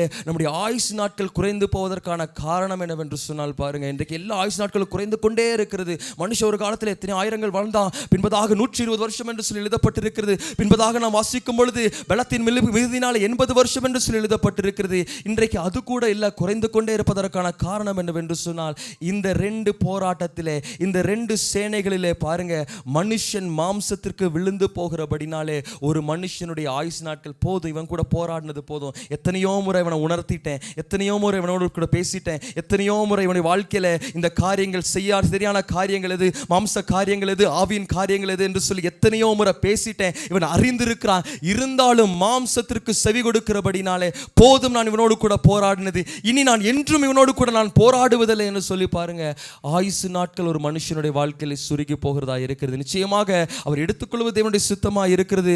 அவர் ஏற்ற காலங்களை எடுத்துக்கொண்டு கொண்டிருக்கிறார். ஆனால் இந்த ஆவியானவருக்கு கீழ்ப்படியாம ஒரு மனுஷன் அவன் மாம்சத்திற்கு கீழ்ப்படியும் பொழுது ஒரு காரியத்தை உணர்ந்து கொள்ள வேண்டும். நம்முடைய ஆயுசு நாட்களை நாமே குறைத்து கொண்டிருக்கிறோம். அல்லேலூயா. நம்முடைய ஆயுசு நாட்களை நாமே குறைத்து கொண்டிருக்கிறோம். தேவன் போராடி கொண்டிருக்கிறார். யாக்கோபில் வாசிக்கிறோம், வைராக்கிய வாஞ்சியோடு கூட. அது மீண்டுமாய் வாசிங்க, 4ஆம் அதிகாரம் 4ஆம் வசனத்தை வாசிங்க. விபச்சாரரே, விபச்சாரிகளே, உலக சிநேகம் தேவனுக்கு விரோதமான பகை அறியீர்களா? ஆகையால் உலகத்திற்கு சிநேகிதராய் இருக்க விரும்புகிறவன் தேவனுக்கு பகஞ்சராய் இருக்கிறான். இந்த உலகத்தை நேசிக்கிறவன் தேவனுக்கு பகஞ்சராய் இருக்கிறான். அப்படின்னு சொல்லும்போது 2 சேனை என்று சொல்லும்பொழுது 2 சேனையிலே எனக்கு விரோதமாய் போராடுகிறேன், நான் இந்த மாம்சத்திற்கு நான் விழுந்து போவேன் என்று சொன்னால் நான் யாரை பகைக்கிறேன் என்று சொன்னால் தேவனை பகைத்து கொண்டிருக்கிறேன். ஆனாலும் பாருங்க, அந்த 5ஆம் வசனத்தை வாசிங்க. நம்மில் வாசமாய் இருக்கிற ஆவியானவர் நம்மிடத்தில் வைராக்கிய வாஞ்சையாய் இருக்கிறார் என்று வேத வாக்கியம் வீணாய் சொல்லுகிறது என்று நினைக்கிறீர்களா என்று சொல்லி. ஆகையினாலே ஆவியானவர் விட்டு விடுகிறது கிடையாது. இந்த மனுஷன் உயிரோடு இருக்கிற வரைக்கும், என்றைக்கெல்லாம் உயிரோடு இருக்கிறான், இந்த மனவாட்டியாகிய சபை மற்ற புறஜாதிகளுக்கல்ல, தேவனை அறியாத ஜனங்களுக்கல்ல, இந்த சூலமித்தியை குறித்து சொல்லும் பொழுதுதான், தேவனுக்காய் காத்திருக்கிறதான இந்த மகளை குறித்து சொல்லும் பொழுதுதான், தேவனுக்காய் காத்திருக்கிறதான இந்த கன்னிகை குறித்து சொல்லும் பொழுதுதான், இன்றைக்கு இருக்கிறதான இந்த விசுவாசிகளை குறித்து சொல்லும் பொழுதுதான் இவர்களோடு கூட 2 சேனை போராடி கொண்டு இருக்கிறது. இவர்கள் இன்னும் வைராக்கிய வாஞ்சியோடு கூட என்றைக்காக திருந்த மாட்டானா, என்றைக்காக தன்னுடைய மாம்சத்தின் வழியை விட்டு ஆவியின் பாதையிலே வரமாட்டானா, என்னை பகைத்து கொண்டிருக்கிறானே, மாம்ச இச்சைகளுக்கு, மாம்ச காரியங்களுக்கு, உலகத்தினுடைய அற்பமான காரியங்களுக்கு தன்னை ஒப்பு கொடுத்து, உலகத்தினுடைய லாபங்களுக்கு தன்னை ஒப்பு கொடுத்து, தன்னுடைய மாம்சத்தில் இருக்கிறதான தேவையில்லாத காரியங்களுக்கு தன்னை ஒப்பு கொடுத்து, மாம்ச வைராக்கியங்களுக்கும் மாம்ச குணாதிசயங்களுக்கு தன்னை ஒப்பு கொடுத்து எனக்கு பகஞ்சராய் மாறிக்கொண்டிருக்கிறானே. ஆனாலும் அவர் வைராக்கிய வாஞ்சியாய் போராடி கொண்டிருக்கிறார். எப்படியாக இந்த மாம்சத்திலிருந்து விடுபட்டு இந்த ஆவிக்குள்ளாய் ஒரு மனுஷன் கடந்து வரும்படியாக, ஆவியானுடைய வழியிலே மனுஷன் கடந்து வரும்படியாக. அல்லேலூயா. ஆகையினாலே இந்த நாளிலே 2 சேனை என்று சொல்லும் பொழுது ஒவ்வொரு ஆவிக்குரிய மனுஷனுடைய வாழ்க்கையிலும், ஒவ்வொரு தேவனுக்காய் காத்திருக்கிற மனுஷனுடைய வாழ்க்கையிலும், ஒவ்வொரு ஆவிக்குரிய சபையிலும் 2 சேனை, உலகமும் தேவனோடு கூட போராடி கொண்டிருக்கிறது, மாம்சம் ஆவியோடு கூட போராடி கொண்டிருக்கிறது. ஆகையினாலே நாம் ஒரு காரியத்தை விட்டுவிட வேண்டும். ஒரு காரியத்தை நேசிப்போம் என்று சொன்னால், உலகத்தை நேசிப்போம் என்று சொன்னால் தேவனை பகைக்கிறோம். உலகத்தை சார்ந்து வாழ்வோம் என்று சொன்னால் தேவனுக்கு விரோதமாய் நாம் காரியங்களை செய்து கொண்டிருக்கிறோம். உலகத்தினுடைய இச்சைகளை நாம் ஏற்றுக்கொண்டு அதிலே நாம் விழுந்து போவோம் என்று சொன்னால் என்ன காரணமாய் வேண்டுமானால் இருக்கலாம், என்ன காரியமாய் வேண்டுமானால் இருக்கலாம், நம்முடைய தேவன் எல்லாவற்றையும் பார்த்து கொண்டிருக்கிறதான தேவனாய் இருக்கிறார், எல்லாவற்றையும் நமக்கு கொடுக்கிறதான தேவனாய் இருக்கிறார். அதனால் சொல்லும் பொழுது முதலாவது தேவனுடைய ராஜ்யத்தையும் அவருடைய நீதியையும் தேடுங்கள், அப்பொழுது இந்த உலகத்தில் இருக்கிற எல்லாம் கொடுக்கப்படும் என்று சொல்லி தேவன் வாக்கு பண்ணியிருக்கிறார். இருந்தாலும் நம்ம அற்ப விசுவாசம் என்னவென்று சொன்னால் உலகத்திலே இருக்கிறதான இழிவான ஆதாயங்களுக்காகவும், உலகத்திலே நம்முடைய வைராக்கியங்களை, கோபத்தை விருப்பத்தை நிறைவேற்றிக் கொள்வதற்காகவும் நம்முடைய மாம்சத்தை வெளிப்படுத்தும்படியாக மாம்சத்திற்கு விழுந்து இந்த நாளிலே அநேகர் தேவனுக்கு பகஞ்சராய் மாறுகிறார்கள். அல்லேலூயா. அநேகர் தேவனுக்கு பகஞ்சராய் மாறுகிறார்கள். ஆகையினாலே சரியான பக்கத்தை தெரிந்து கொள்ளும். அதான் பவுல் சொல்லும் பொழுது, நீங்கள் மாம்சத்திற்கேற்றபடி நடவாம நீங்க ஆவிக்கேற்றபடியாய் நடவுங்க. இந்த ஆவிதான் உங்களை ஜீவனுக்கு கொண்டு செல்லும். இந்த ஆவிதான் உங்களை சமாதானத்துக்கு கொண்டு செல்லும். இன்னும் மாம்சத்தில் நடந்தீர்கள் என்று சொன்னால் தேவன் போராடி கொண்டிருக்கிறார். வைராக்கிய வாஞ்சியோடு கூட என் மகன் என் மகள் என்றைக்காவது திரும்பி வர வேண்டும் என்று சொல்லி போராடி கொண்டிருக்கிறார். ஆனால் ஆண்டவரும் பாருங்க, இனி என் ஆவி இவர்களோடு கூட போராடுவது கிடையாது, இனி என்றென்றுமாய் நான் போராட மாட்டேன்னு சொல்லிட்டு ஆயுசு நாட்களை குறைக்கிறதான தேவனாய் இருக்கிறார். ஆகையினால் எச்சரிக்கையாக இருக்க வேண்டும். இந்த நாளில் ஒரு தீர்மானம் நமக்குள்ளாய் வேண்டும். 2 சேனை என்று சொல்லும் பொழுது நான் ஒன்றை விட்டு ஒன்றை தேர்ந்தெடுக்கிறவனாய் இருக்க வேண்டும். அல்லேலூயா. இந்த உலகத்தை நான் ஜெயிக்க வேண்டும், இந்த மாம்சத்தை நான் ஜெயிக்க வேண்டும். இந்த மாம்சமும் உலகமும் நம்மை விலப்பண்ணி கொண்டிருக்கிறது. உலகத்தில் இருக்கிறதான காரியங்கள் நம்மை விலப்பண்ணி கொண்டிருக்கிறது. உலகத்தில் இருக்கிறதான ஒவ்வொரு ஆசாபாசங்களும், என்னுடைய மாம்சீக சிந்தைகளும், நாம் ஆசித்ததான மாம்ச கிரியைகள் ஒவ்வொன்றும் என்னை தேவனுக்கு பகஞ்சனாய் மாறிக்கொண்டிருக்கிறது. ஆகையினாலே இந்த உலகத்தை நான் மேற்கொண்டு நான் ஆவியானவரை தரித்துக் கொள்கிறவராய் காணப்பட வேண்டும். இந்த உலகத்தை நான் ஜெயிக்க வேண்டும், இந்த உலகத்தை விட்டு விலக வேண்டும் என்று சொல்லி இந்த நாள் நம்ம வாழ்க்கையிலே ஒரு பெரிய வாஞ்சை வேண்டும். இதுதான் பேதுரு சொல்லும் பொழுது 1 பேதுரு 2ஆம் அதிகாரம் 11ஆம் வசனத்தை வாசிக்கலாம். 1 பேதுரு, பிரியமானவர்களே, அந்நியர்களும் பரதேசிகளுமாய் இருக்கிற நீங்கள் ஆத்துமாவுக்கு விரோதமாய் போர் செய்கிற மாம்ச இச்சைகளை விட்டு விலகி என்று சொல்லி இங்கே பேதுரு சொல்லும் பொழுது இங்கே சொல்லுகிறதை வாசிக்க முடியும். பிரியமானவர்களே, அந்நியர்களும் பரதேசிகளுமாய் இருக்கிற நீங்கள் உங்கள் ஆத்துமாவுக்கு விரோதமாய் போர் செய்கிறதான மாம்ச இச்சைகளை விட்டு நீங்கள் விலக வேண்டும் என்று சொல்லி இங்கே எழுதப்பட்டிருக்கிறது. தொடர்ந்து வாசிங்க. புறஜாதிகள் உங்களை அக்கிரமக்காரர் என்று விரோதமாய் பேசும் விஷயத்தில் அவர்கள் உங்கள் நற்கிரிகளை கண்டு அவற்றின் நிமித்தம் சந்தித்தின் நாளிலே தேவனை மகிமைப்படுத்தும்படி நீங்கள் அவர்களுக்குள்ளே நல்லடக்கை உள்ளவர்களாய் நடந்து கொள்ளுங்கள் என்று உங்களுக்கு புத்தி சொல்லுகிறேன் என்று சொல்லி உங்களுக்கு விரோதமாய் போராடி கொண்டிருக்கிறது. மாம்ச இச்சைகள், உலக காரியங்கள், மாம்சம் உங்களுக்கு விரோதமாய் போராடி கொண்டிருக்கிறது. ஆகையினாலே இதை விட்டு விலகி நீங்கள் தேவனை சந்திக்கும்படியாக நற்சாட்சி உள்ளவர்களாய் வாழ வேண்டும் என்று சொல்லி இங்கே புத்தி சொல்லுகிறதை வாசிக்க முடியும். இதே காரியங்களை பாருங்க, இங்கே விட்டு விலக வேண்டும் என்று சொல்லுகிறார். ஆனால் கொலோசியரில் பவுல் சொல்லும் பொழுது கொலோசியர் 3ஆம் அதிகாரம் 5ஆம் வசனத்தை கூட வாசிக்கலாம். கொலோசியர் 3ஆம் அதிகாரம் 5ஆம் வசனம், ஆகையால் விபச்சாரம், அசுத்தம், மோகம், துரிச்சை, விக்கிரகாராதனையான பொருளாசை ஆகிய இவைகளை பூமியில் உண்டு பண்ணுகிற உங்கள் அவயவங்களை அழித்து போடுங்கள். விபச்சாரம், அசுத்தம், மோகம், துரிச்சை, விக்கிரக ஆராதனையான பொருளாசை என்று சொல்லி எழுதப்பட்டிருக்கிறது. பொருளாசை என்று சொல்வது, இந்த விக்கிரக ஆராதனை என்று சொல்வது, நான் தான் தெய்வங்களை வணங்கவில்லை, விக்கிரகங்களை வணங்கவில்லை என்று சொல்லும்பொழுது இன்னைக்கு அநேகர் தவறுகிறதான காரியம் அதுதான்.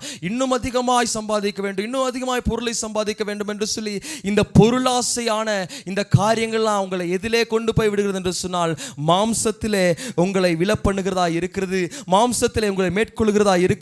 ஆகையினாலே இதை நீங்கள் இப்படிப்பட்டதான காரியங்களை அழித்து போடுங்கள் என்று சொல்லி இங்கே பவுல் கொலோசியருக்கு எழுதுகிறதை வாசிக்க முடியும். முதலாவது விலகுங்கள் என்று சொல்லி பேதுரு சொல்லுகிறார். இங்கே கொலோசியருக்கு அதை அழித்து போடுங்கள் என்று சொல்லி பவுல் கட்டளையிடுகிறதை வாசிக்க முடியும். எப்படி நாம் மேற்கொள்ள முடியும்? என்ன ஆனாலும் சரி, அநேக நேரங்களில் இன்னும் என்னுடைய மாம்சங்களுக்கு, நான் இச்சைகளுக்கு நான் விழுந்து போயிருக்கிறேனே, இன்னும் என்னுடைய மாம்சத்தை என்னால் மேற்கொள்ள முடியவில்லை, விருப்பம் இருக்கிறது, வாஞ்சி இருக்கிறது, ஆனால் இன்னும் என்னை மேற்கொள்ள முடியவில்லை என்று சொன்னால் பாருங்க, அதை குறித்ததான காரியங்களை அறிந்து கொள்ள போகிறோம். எப்படி நான் இந்த 2 சேனை இருக்கிறது, இந்த மாம்சமும் ஆவியும் இருக்கிறது, நான் ஆவியானுடைய பாலினத்தில் நடக்க வேண்டும் என்று சொன்னால் நான் முதலாவது இந்த உலகத்தையும் இந்த மாம்சத்தையும் ஜெயிக்க வேண்டும். எப்படி ஜெயிக்க முடியும் என்று சொன்னால் பவுல் சொல்லும் பொழுது வாசிக்கலாம். 1 கொரிந்தியர் 15ஆம் அதிகாரம் 57ஆம் வசனத்தை வாசிக்கலாம். 1 கொரிந்தியர் 15ஆம் அதிகாரம் 57ஆம் வசனம், நம்முடைய கர்த்தராகிய இயேசு கிறிஸ்துவினாலே நமக்கு ஜெயம் கொடுக்கிற தெய்வத்திற்கு ஸ்தோத்திரம் என்று சொல்லி எழுதப்பட்டிருக்கிறது.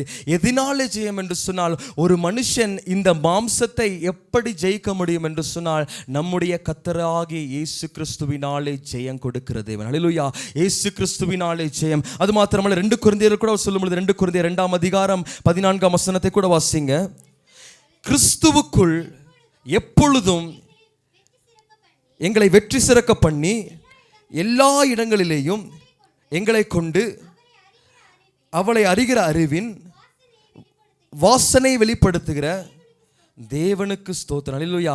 வெற்றி சிறக்க பண்ணும் என்று சொல்வது மற்ற ஜனங்களுக்கு விரோதமாய் அல்ல, மற்ற ஜனங்களுக்கு முன்பதாக வெற்றி சிறக்க பண்ணுகிறதல்ல, என்னோடு கூட போராடுகிறதான பவுல் சொல்லும் பொழுது என்னை வெற்றி சிறக்க பண்ணினார், என்னை ஜெயம் எடுக்க பண்ணினார் என்று சொல்லும் பொழுது மற்ற ஜெயங்களை நான் ஜெயிப்பதல்ல, என் சத்துருக்களை ஜெயிப்பதல்ல, என்னோடு கூட போராடுகிறதான மாம்சத்தை ஜெயிக்கும்படியாய். அல்லேலூயா. மாம்சத்தை ஜெயித்து நான் கிறிஸ்துவை அறிந்தவன் என்கிறதான இந்த நல் வாசனை உள்ளவனாய் என்னை மாற்றும்படியாய். அல்லேலூயா. கிறிஸ்து எனக்கு ஜெயத்தை கொடுக்கிறதான தேவனாய் இருக்கிறார். அவர் ஒருவர் மாத்திரம்தான் இந்த மாம்சத்தை ஜெயிக்க நம்மால் உதவி செய்ய முடியும். ஏனென்று சொன்னால் இயேசு கிறிஸ்து சொல்லும் பொழுது இதோ நான் உலகத்தை ஜெயித்தேன் என்று சொல்லி கர்த்தர் சொல்கிறார். அல்லேலூயா. இதோ நான் உலகத்தை ஜெயித்தேன். இயேசு கிறிஸ்து பாருங்க, அவர் தேவனாய் இருந்தாலும் முற்றிலுமாய் மனுஷகுமாரனாய் உலகத்திலே வந்தார். நம்மை போல பாடுள்ளவராய், நம்மை போல சரீரம் உள்ளவராய், நம்மை போல மாம்சத்திலே வெளிப்பட்டார் என்று சொல்லி எழுதப்பட்டிருக்கிறது. அவருக்கும் பசி இருந்தது, அவருக்கும் தாகம் இருந்தது, எல்லாவற்றிலும் நம்மை போல இருந்தது. ஆனால் அவரோ ஒன்றிலும் பாருங்க மாம்சத்தில் விழுந்து போகவில்லை, ஒன்றிலும் மாம்சத்தில் விழுந்து போகவில்லை, எந்த மாம்ச கிரியைகளுக்கும் அவர் விழுந்து போகவில்லை, எந்த மாம்ச இச்சைகளுக்கும் அவர் விழுந்து போகவில்லை. எத்தனையோ முறை பிசாசால இச்சிக்கப்பட்டார், எத்தனையோ முறை பிசாசு இச்சிக்கும்படியாய் காரியங்களை செய்த பொழுதும் பாருங்க அவர் ஒரு பொழுதும் பாருங்க தன்னை மாம்சத்திற்கு ஒப்பு கொடுக்கவில்லை. அவருடைய விருப்பம் வாஞ்சை எல்லாமே நான் ஆவியானவர் என்னை அனுப்பினாரோ, கிறிஸ்து என் தேவன் என்னை எதற்காக அனுப்பினாரோ, என்னுடைய பிதா எதற்காக என்னை ஏற்படுத்தினாரோ அந்த ஆவியின் கிரியை செய்து முடிக்கும்படியாய் நன்மை செய்கிறவராய் சுற்றி திரிந்தார். தனக்கு விரோதமாய் பாவங்களை செய்த பொழுதும், தனக்கு விரோதமாய் அக்கிரமங்களை செய்த பொழுதும், நம்மை போலதான் நம்ம மனுஷன் தான், நம்மை போல கோபம் இருந்திருக்கலாம், நம்மை போல துக்கம் இருந்திருக்கலாம், எல்லாம் இருந்திருக்கலாம். அவர் அழுகு கடைசியில் கெத்செமனேல கூட அவர் மிகவும் பாருங்க கலங்கி அழுதார் என்று சொல்லி, ரத்தம் வேர்வை என்ற பெருத்துளிகள் தரையில விழும் வண்ணமாக அழுதார் என்று சொல்லி நாம் வாசிக்கிறோம். அவர் பலனற்று போனார் என்று சொல்லி வாசிக்கிறோம். அப்படி என்று சொல்லும் பொழுது நம்மை போல பலவீனம் அவருக்கு இருந்த பொழுதும் பாருங்க அவர் மாம்சத்தில் விழுந்து போகவில்லை. அல்லேலூயா. மாம்சத்தில் விழுந்து போகவில்லை. அவருக்கு விரோதமாக ரெண்டு காரியம் போராடி கொண்டிருக்கிறது. ஆவியானவர் எப்படியாகிலும் தன்னுடைய சித்தத்தை நிறைவேற்றும்படியாக தேவனை பலப்படுத்தி கொண்டிருந்தார். ஆனாலும் மாம்சம் ஒவ்வொரு நாளும் அவரை பலவீனப்படுத்துகிறதாக இருந்தது. அல்லேலூயா. தேவனை வாஞ்சிக்கும் பொழுது, அவருடைய சித்தத்தை செய்ய வேண்டும் என்று சொல்லி வாஞ்சிக்கும் பொழுது, ஆவிக்கேற்றவர்களை நான் செய்ய வேண்டும் என்று சொல்லி வாஞ்சிக்கும் பொழுது, அவருடைய சித்தத்தை நிறைவேற்ற வாஞ்சிக்கும் பொழுது தேவன் அதற்காய் பலன் தருகிறதான தேவனாய் இருக்கிறார். அல்லேலூயா. இயேசு கிறிஸ்து கூட பாருங்க, இந்த பாத்திரம் என்னை விட்டு நீங்க கூடுமானால் நீங்கட்டும் என்று சொல்லி அவர் ஒருவேளை கலக்கம் இருந்தாலும் பாருங்க, ஆகில என்னுடைய சித்தம் அல்ல உம்முடைய சித்தம் நடக்கட்டும் என்று சொல்லி அர்ப்பணித்த பொழுதோ கர்த்தர் ஒரு தூதனை அனுப்பி அவனை பலப்படுத்தினார். பலவீனப்பட்டு போகும்போது சில நேரங்களில் பலவீனங்களில் சில பாவங்களில் விழுந்து விடுகிறோம், சில நேரங்களில் பலவீனங்களில் சில இடத்துல நாம் தவறி போகிறோம், சில நேரங்களில் பலவீனங்களில் தேவனுடைய சித்தத்தை விட்டு விலகி போகிறோம். ஆனால் அவருடைய சித்தத்திற்கு நம்மை அர்ப்பணிக்க வேண்டும் என்கிறதான இந்த மனுஷனுக்குள்ளாக ஒரு வாஞ்சியோடு கூட நம்முடைய சமூகத்தில் நிற்கும் பொழுது தேவன் நம்மை பலப்படுத்தி அந்த உலகத்தினுடைய இச்சைகளையும் உலகத்தினுடைய காரியங்களையும் மாம்ச பலவீனங்களையும் ஜெயிப்பதற்கு நமக்கு பலன் தருகிறதான தேவனாய் இருக்கிறார். அல்லேலூயா. பலன் தருகிறதான தேவனாய் இருக்கிறார். ஆகினால் தான் பாருங்க அதில் வாசித்தோம், இதில் வாசிக்கிறோம், 2 கொரிந்தியரில் வாசித்தோம், கிறிஸ்துவு அவர்தான் எனக்கு ஜெயமாய் இருக்கிறார், இயேசு கிறிஸ்துவே இந்த உலகத்தை ஜெயிக்கும் ஜெயம் என்று சொல்லி பவுல் சொல்லும் பொழுது, என்னுடைய வாழ்க்கையிலே அவர் சொல்லும் பொழுது நான் எல்லாவற்றிலும் கிறிஸ்துவை போல இருக்கிறேன், அவரை நான் பின்பற்றுகிறேன், ஆகினாலே நீங்கள் என்னை பின்பற்றுங்கள் என்று சொல்லி ஒரு சாட்சியாய் பவுல் வாழ்ந்தார் என்று சொல்லி பவுல் சரித்திரத்தில் நாம் அறிந்து கொள்ள முடியும். ஆகினால் இப்படிப்பட்டதான அனுபவம் பவுலுக்கு இருந்ததற்கான காரணம் என்னவென்று சொன்னால் எல்லாவற்றிலும் கிறிஸ்துவுக்கு ஏற்றதான காரியங்களை செய்ய வேண்டும் என்று சொல்கிறதான காரியம் வாஞ்சி அவருக்குள்ளா இருந்தபடினாலே பாருங்க அவர் எல்லாவற்றையும் ஜெயித்தார் என்று சொல்லி எழுதப்பட்டிருக்கிறது. ஆகினாலே பாருங்க இந்த காரியங்களை குறித்து யோவான் சொல்லும் பொழுது 1 யோவானிலே நாம் வாசிக்கலாம். 1 யோவான் 5ஆம் அதிகாரம், 1 யோவான் 5ஆம் அதிகாரம் அதில் 4ஆம் வசனத்தை கூட வாசிக்கலாம். தேவனால் பிறப்பது எல்லாம் உலகத்தை ஜெயிக்கும், நம்முடைய விசுவாசம் உலகத்தை ஜெயிக்கிறதா ஜெயம், கிறிஸ்துவாலே ஜெயம் என்று சொல்லும் பொழுது தேவனால் பிறப்பது உலகத்தை ஜெயிக்கும். இங்கே இயேசு கிறிஸ்துவினால் எனக்கு ஜெயம் கிடைக்கும், இயேசு கிறிஸ்துவினால் மாம்சத்தை ஜெயிப்பேன் என்று சொல்லும் பொழுது பாருங்க ஒரு மனுஷன் எப்பொழுது இயேசு கிறிஸ்துவினாலே ஜெயிக்கிறான் என்று சொன்னால் அவராலே பிறக்கிறதான மனுஷன் தான் பாருங்க இந்த விரோதமாய் போராடுகிறதான இந்த உலக சேனையை ஜெயிப்பதற்கு இயேசு கிறிஸ்துவாலே பிறப்பதெல்லாம் உலகத்தை ஜெயிக்கும் என்று சொல்லி யோவான் சொல்லுகிறதை இங்கே வாசிக்க முடியும். நம்முடைய விசுவாசமே உலகத்தை ஜெயிக்கிற ஜெயமாய் இருக்கிறது. அல்லேலூயா. என்ன விசுவாசம்? யோவான் 1ஆம் அதிகாரத்தில் 12ஆம் வசனத்திலிருந்து கூட வாசிக்கலாம். யோவான் 1ஆம் அதிகாரம் 12ஆம் வசனம். அவருடைய நாமத்தின் மேல் விசுவாசம் உள்ளவர்களாய் அவரை ஏற்றுக்கொண்டவர்கள் எத்தனை பேர்களோ அத்தனை பேர்களும் தேவனுடைய பிள்ளைகளாகும்படி அவர்களுக்கு அதிகாரம் கொடுத்தார். அவர்கள் இரத்தத்தினாலாவது மாம்ச சித்தத்தினாலாவது புருஷனுடைய சித்தத்தினாலாவது பிறவாமல் தேவனாலே பிறந்தவர்கள். என்ன விசுவாசம்! உங்கள் விசுவாசமே உலகத்தை ஜெயிக்கும் ஜெயம் என்று சொல்லும் பொழுது, நான் மனுஷ சித்தத்தினால அல்ல, இந்த உலகத்திலே ஏதோ ஒரு தாய்க்கு தகப்பனுக்கு பிறந்தவன் அல்ல, தேவனாலே பிறந்தவன் என்கிறதான ஒரு விசுவாசம் தான். இதனால் ரட்சிக்கப்பட்டிருக்கிறோம், தேவனை ஏற்றுக்கொண்டிருக்கிறோம், ஞானஸ்தானம் எடுத்திருக்கிறோம், உண்மைதான். ஆனால் ஞானஸ்தானம் எடுத்தவர்கள்லாம் உலகத்தை ஜெயித்தார்கள் என்று சொன்னால் அது அர்த்தமல்ல. இன்னும் எத்தனையோ பேர் ஞானஸ்தானம் எடுத்தாலும் சரி, இன்னும் இந்த ரெண்டு காரியங்களும் போராடி மாம்சத்தில் விழுந்து போகிறதான எத்தனையோ ஆத்துமாக்கள் இருக்கிறாங்க. ஏன் என்று சொன்னால் பாருங்க, இன்னும் சரியான பிறப்பின் அனுபவம் இல்லை, சரியான விசுவாசத்தின் அனுபவம் இல்லை. கிறிஸ்துவால் பிறந்தவன், கிறிஸ்துவால் பிறப்பது எல்லாம் உலகத்தை ஜெயிக்கும் என்று சொல்லி எழுதப்பட்டிருக்கிறது. ஆனால் இன்னும் தோற்று கொண்டிருப்பதற்கான காரணம் சரியான பிறப்பும் இல்லை, சரியான விசுவாசம் மனுஷருக்குள்ளா இல்லாதபடினால தான் இன்னும் உலகத்திற்கு மனுஷன் தோற்று கொண்டிருக்கிறான். ஆவிக்கு விரோதமாய் போராடுகிறதான மாம்சத்திற்கு உலகத்திற்கு மனுஷன் தோற்று கொண்டிருப்பதற்கான காரணம் என்னவென்று சொன்னால், இந்த ரெண்டு காரியங்களை மீண்டுமாய் பிறக்கிறதான காரியங்களையும் குறித்ததான அந்த விசுவாசத்தை குறித்ததான காரியங்களை குறித்து ஒரு மனுஷனுக்கு விசுவாசம் இல்லாதபடினாலே, அதிலே சரிதான புரிதல் இல்லாதபடினாலே, அதன்படியாய் தன்னை நடப்பதற்கு ஒப்புக் கொடுக்காதபடினாலே தான் இன்னும் உலகத்தில் விழுந்து கொண்டிருக்கிறோம். பாருங்க, ஒரு காரியத்தை தேவன் தெளிவாக சொல்லுகிறார். ஒருவன் எந்த மனுஷனாக இருந்தாலும் சரி, ஒருவன் தேவனால் பிறந்தார் என்று சொன்னால் அவன் உலகத்தை ஜெயிக்க முடியும் அப்படின்னு சொல்லும் பொழுது நாமும் பிறந்திருக்கிறோம். இந்த ஞானஸ்தானம் என்று சொல்லும் பொழுது பழைய மனுஷன் அவன் மரித்து இந்த புதிய மனுஷன் கிறிஸ்துவுக்குள்ளாய் பிழைத்திருக்கிறான் என்று சொல்லி அர்த்தம். ஆனால் இன்னும் நாம் தோற்று கொண்டிருப்பதற்கான காரணம், நாம் மாம்ச பிரகாரமாக நாம் ஞானஸ்தானம் பெற்றாலும் என்னுடைய உள்ளான மனுஷன் இன்னும் புதிதாக்கப்படவில்லை. இந்த உள்ளான மனுஷன் இன்னும் பிறக்கவில்லை. இந்த உள்ளான மனுஷன் இன்னும் புதிதாக்கப்படவில்லை. நேற்றைக்கு ஞானஸ்தானம் எடுத்தேன், இன்றைக்கு நான் ஒரு புதிய மனுஷனாக இருக்கிறேன்னு சொன்னாலும் பாருங்க, இன்றைக்கு என்னுடைய வெளிப்பிரகாரமாக ஞானஸ்தானம் எடுத்தேன்னு சொல்லி தான் அர்த்தம். வெளிப்பிரகாரமாக ஞானஸ்தானம் எடுத்தேன், இந்த ஆத்துமா ஞானஸ்தானம் பெற்றிருக்கிறதுன்னு சொல்லி மற்ற ஜனங்கள் சொல்லுவாங்க. ஆனால் நேற்றைக்கு எப்படி இருந்தனோ, நேற்றைக்கு ஞானஸ்தானத்திற்கு முன்பதாக எப்படி இருந்தனோ, இன்றைக்கும் அதே குணாதிசயங்கள், அதே காரியங்கள் ஒரு மனுஷனுடைய வாழ்க்கையில இருக்கும் என்று சொன்னால், ஞானஸ்தானத்திற்கு முன்பதாக இப்படி இருந்தேன், இந்த காரியங்கள் எல்லாம் மாற்றி இப்பொழுது புதிய மனுஷனாக இருக்கிறேன் என்று சொல்லுகிறவன் புதிதாக பிறந்தவன். ஆனால் இப்படிப்பட்டதான அனுபவம் இல்லை என்று சொன்னால், அவனுடைய ஞானஸ்தானம் எப்படியா இருக்கிறது என்று சொன்னால் வெளிப்பிரகாரமாக இருக்கிறது, அது அவனை பிறக்க பண்ணவில்லை. ஒருவன் மறுபடியும் பிறவாவிட்டால் அவனுடைய ராஜ்யத்தில் பிறப்பதில்லை, பிரவேசிப்பதில்லை என்று சொல்லி வேதம் சொல்லுகிறது.